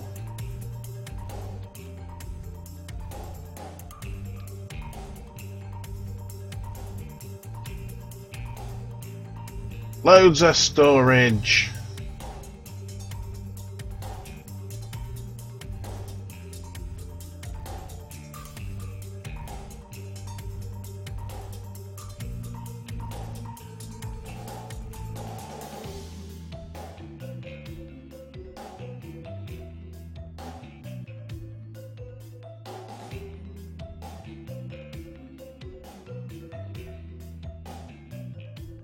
On the contrary, Pilch, TAC life support is still the main life support system. The changes to UKS, as it is now called, has an option for either life support system. You can either use the USI life support, or you can use TAC life support. Now, USI life support is basically Rover Dude's version of snacks, where basically the Kerbals just eat sustenance and produce waste, and that's it. TAC life support is far more complicated, and if Rover Dude was to exclude TAC life support, then someone would very quickly come up with a module manager mod to convert it back to using TAC life support. There are a lot of people that like TAC life support and that will most likely be staying with TAC life support. Me included.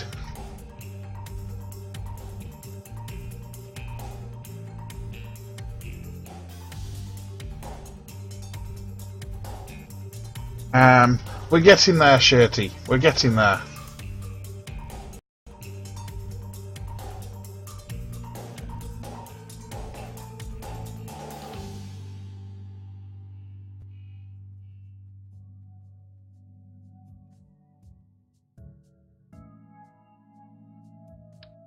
So we want a Kirby tat on here.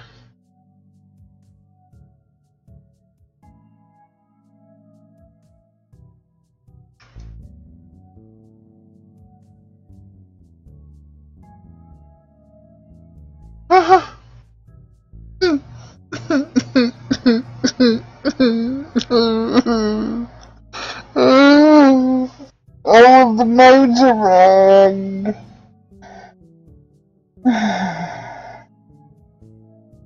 Oh, God's sake.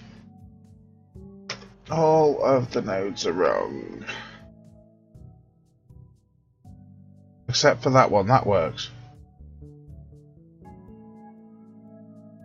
What the? Oh no, they're all pointing in the same direction. All the nodes are pointing in the same direction.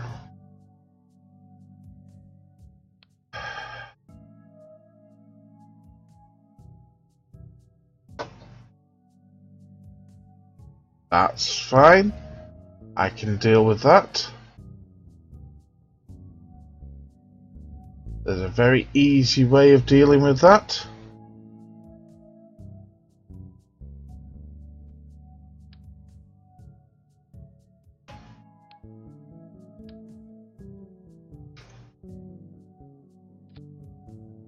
There we go. No hassle, no fuss. We'll just deal with it.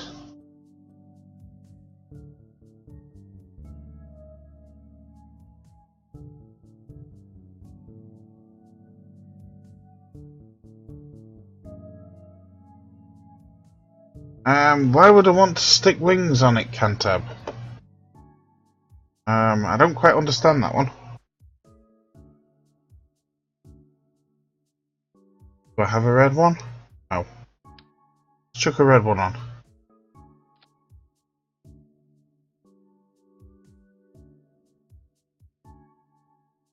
What's this? Orbital shipyard. Don't use that.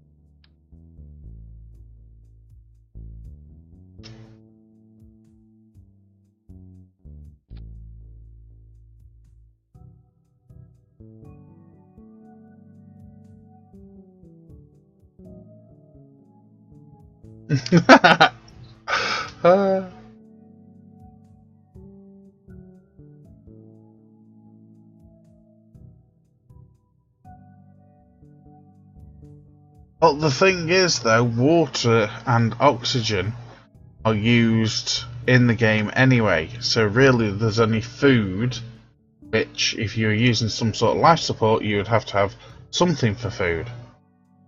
So...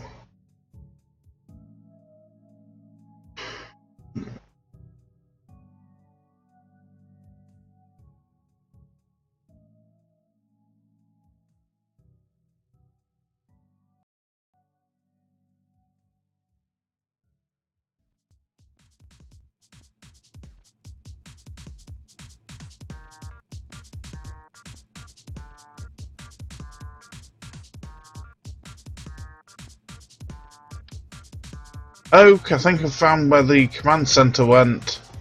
It's in the Pioneer module.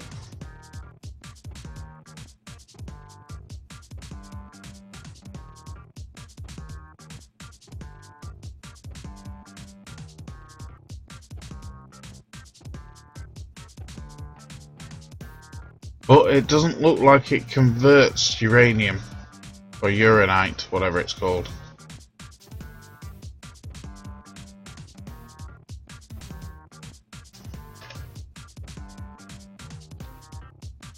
User joined your channel. More? Oh, Sorry, I'm a bit behind, but the Pioneer is basically a mini aggro / herbitat all in one. uh-huh. It's not a replacement for the command center, but it is a new science module if you look at it. Yeah, I noticed that. That's what I was saying. I think that's what he was kind of going for. But the problem is that by replacing the science lab and the command and control with this, there's no science lab left to convert uranite into enhanced uranium and deplete uranium back into enhanced uranium with a loss. And without the command and control center, EPL is going to have to go off the Pioneer module or some other module that doesn't yet exist in order to actually work with the stake system.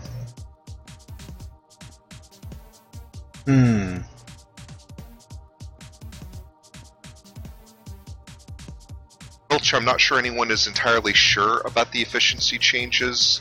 He just removed punch cards completely from the system, but the efficiency math seems to be completely different, and he has not updated any of his wiki, and I haven't part his mod yet to find out, because you have to go into the DLL to find that data, and so I'd have to use my Peak DLL application and drudge through all of it to find out the new efficiency numbers, and I don't know them yet. Thank you for the host, Akinus Gaming. Yeah, Pilch, Oak's the expert on MKS OKS.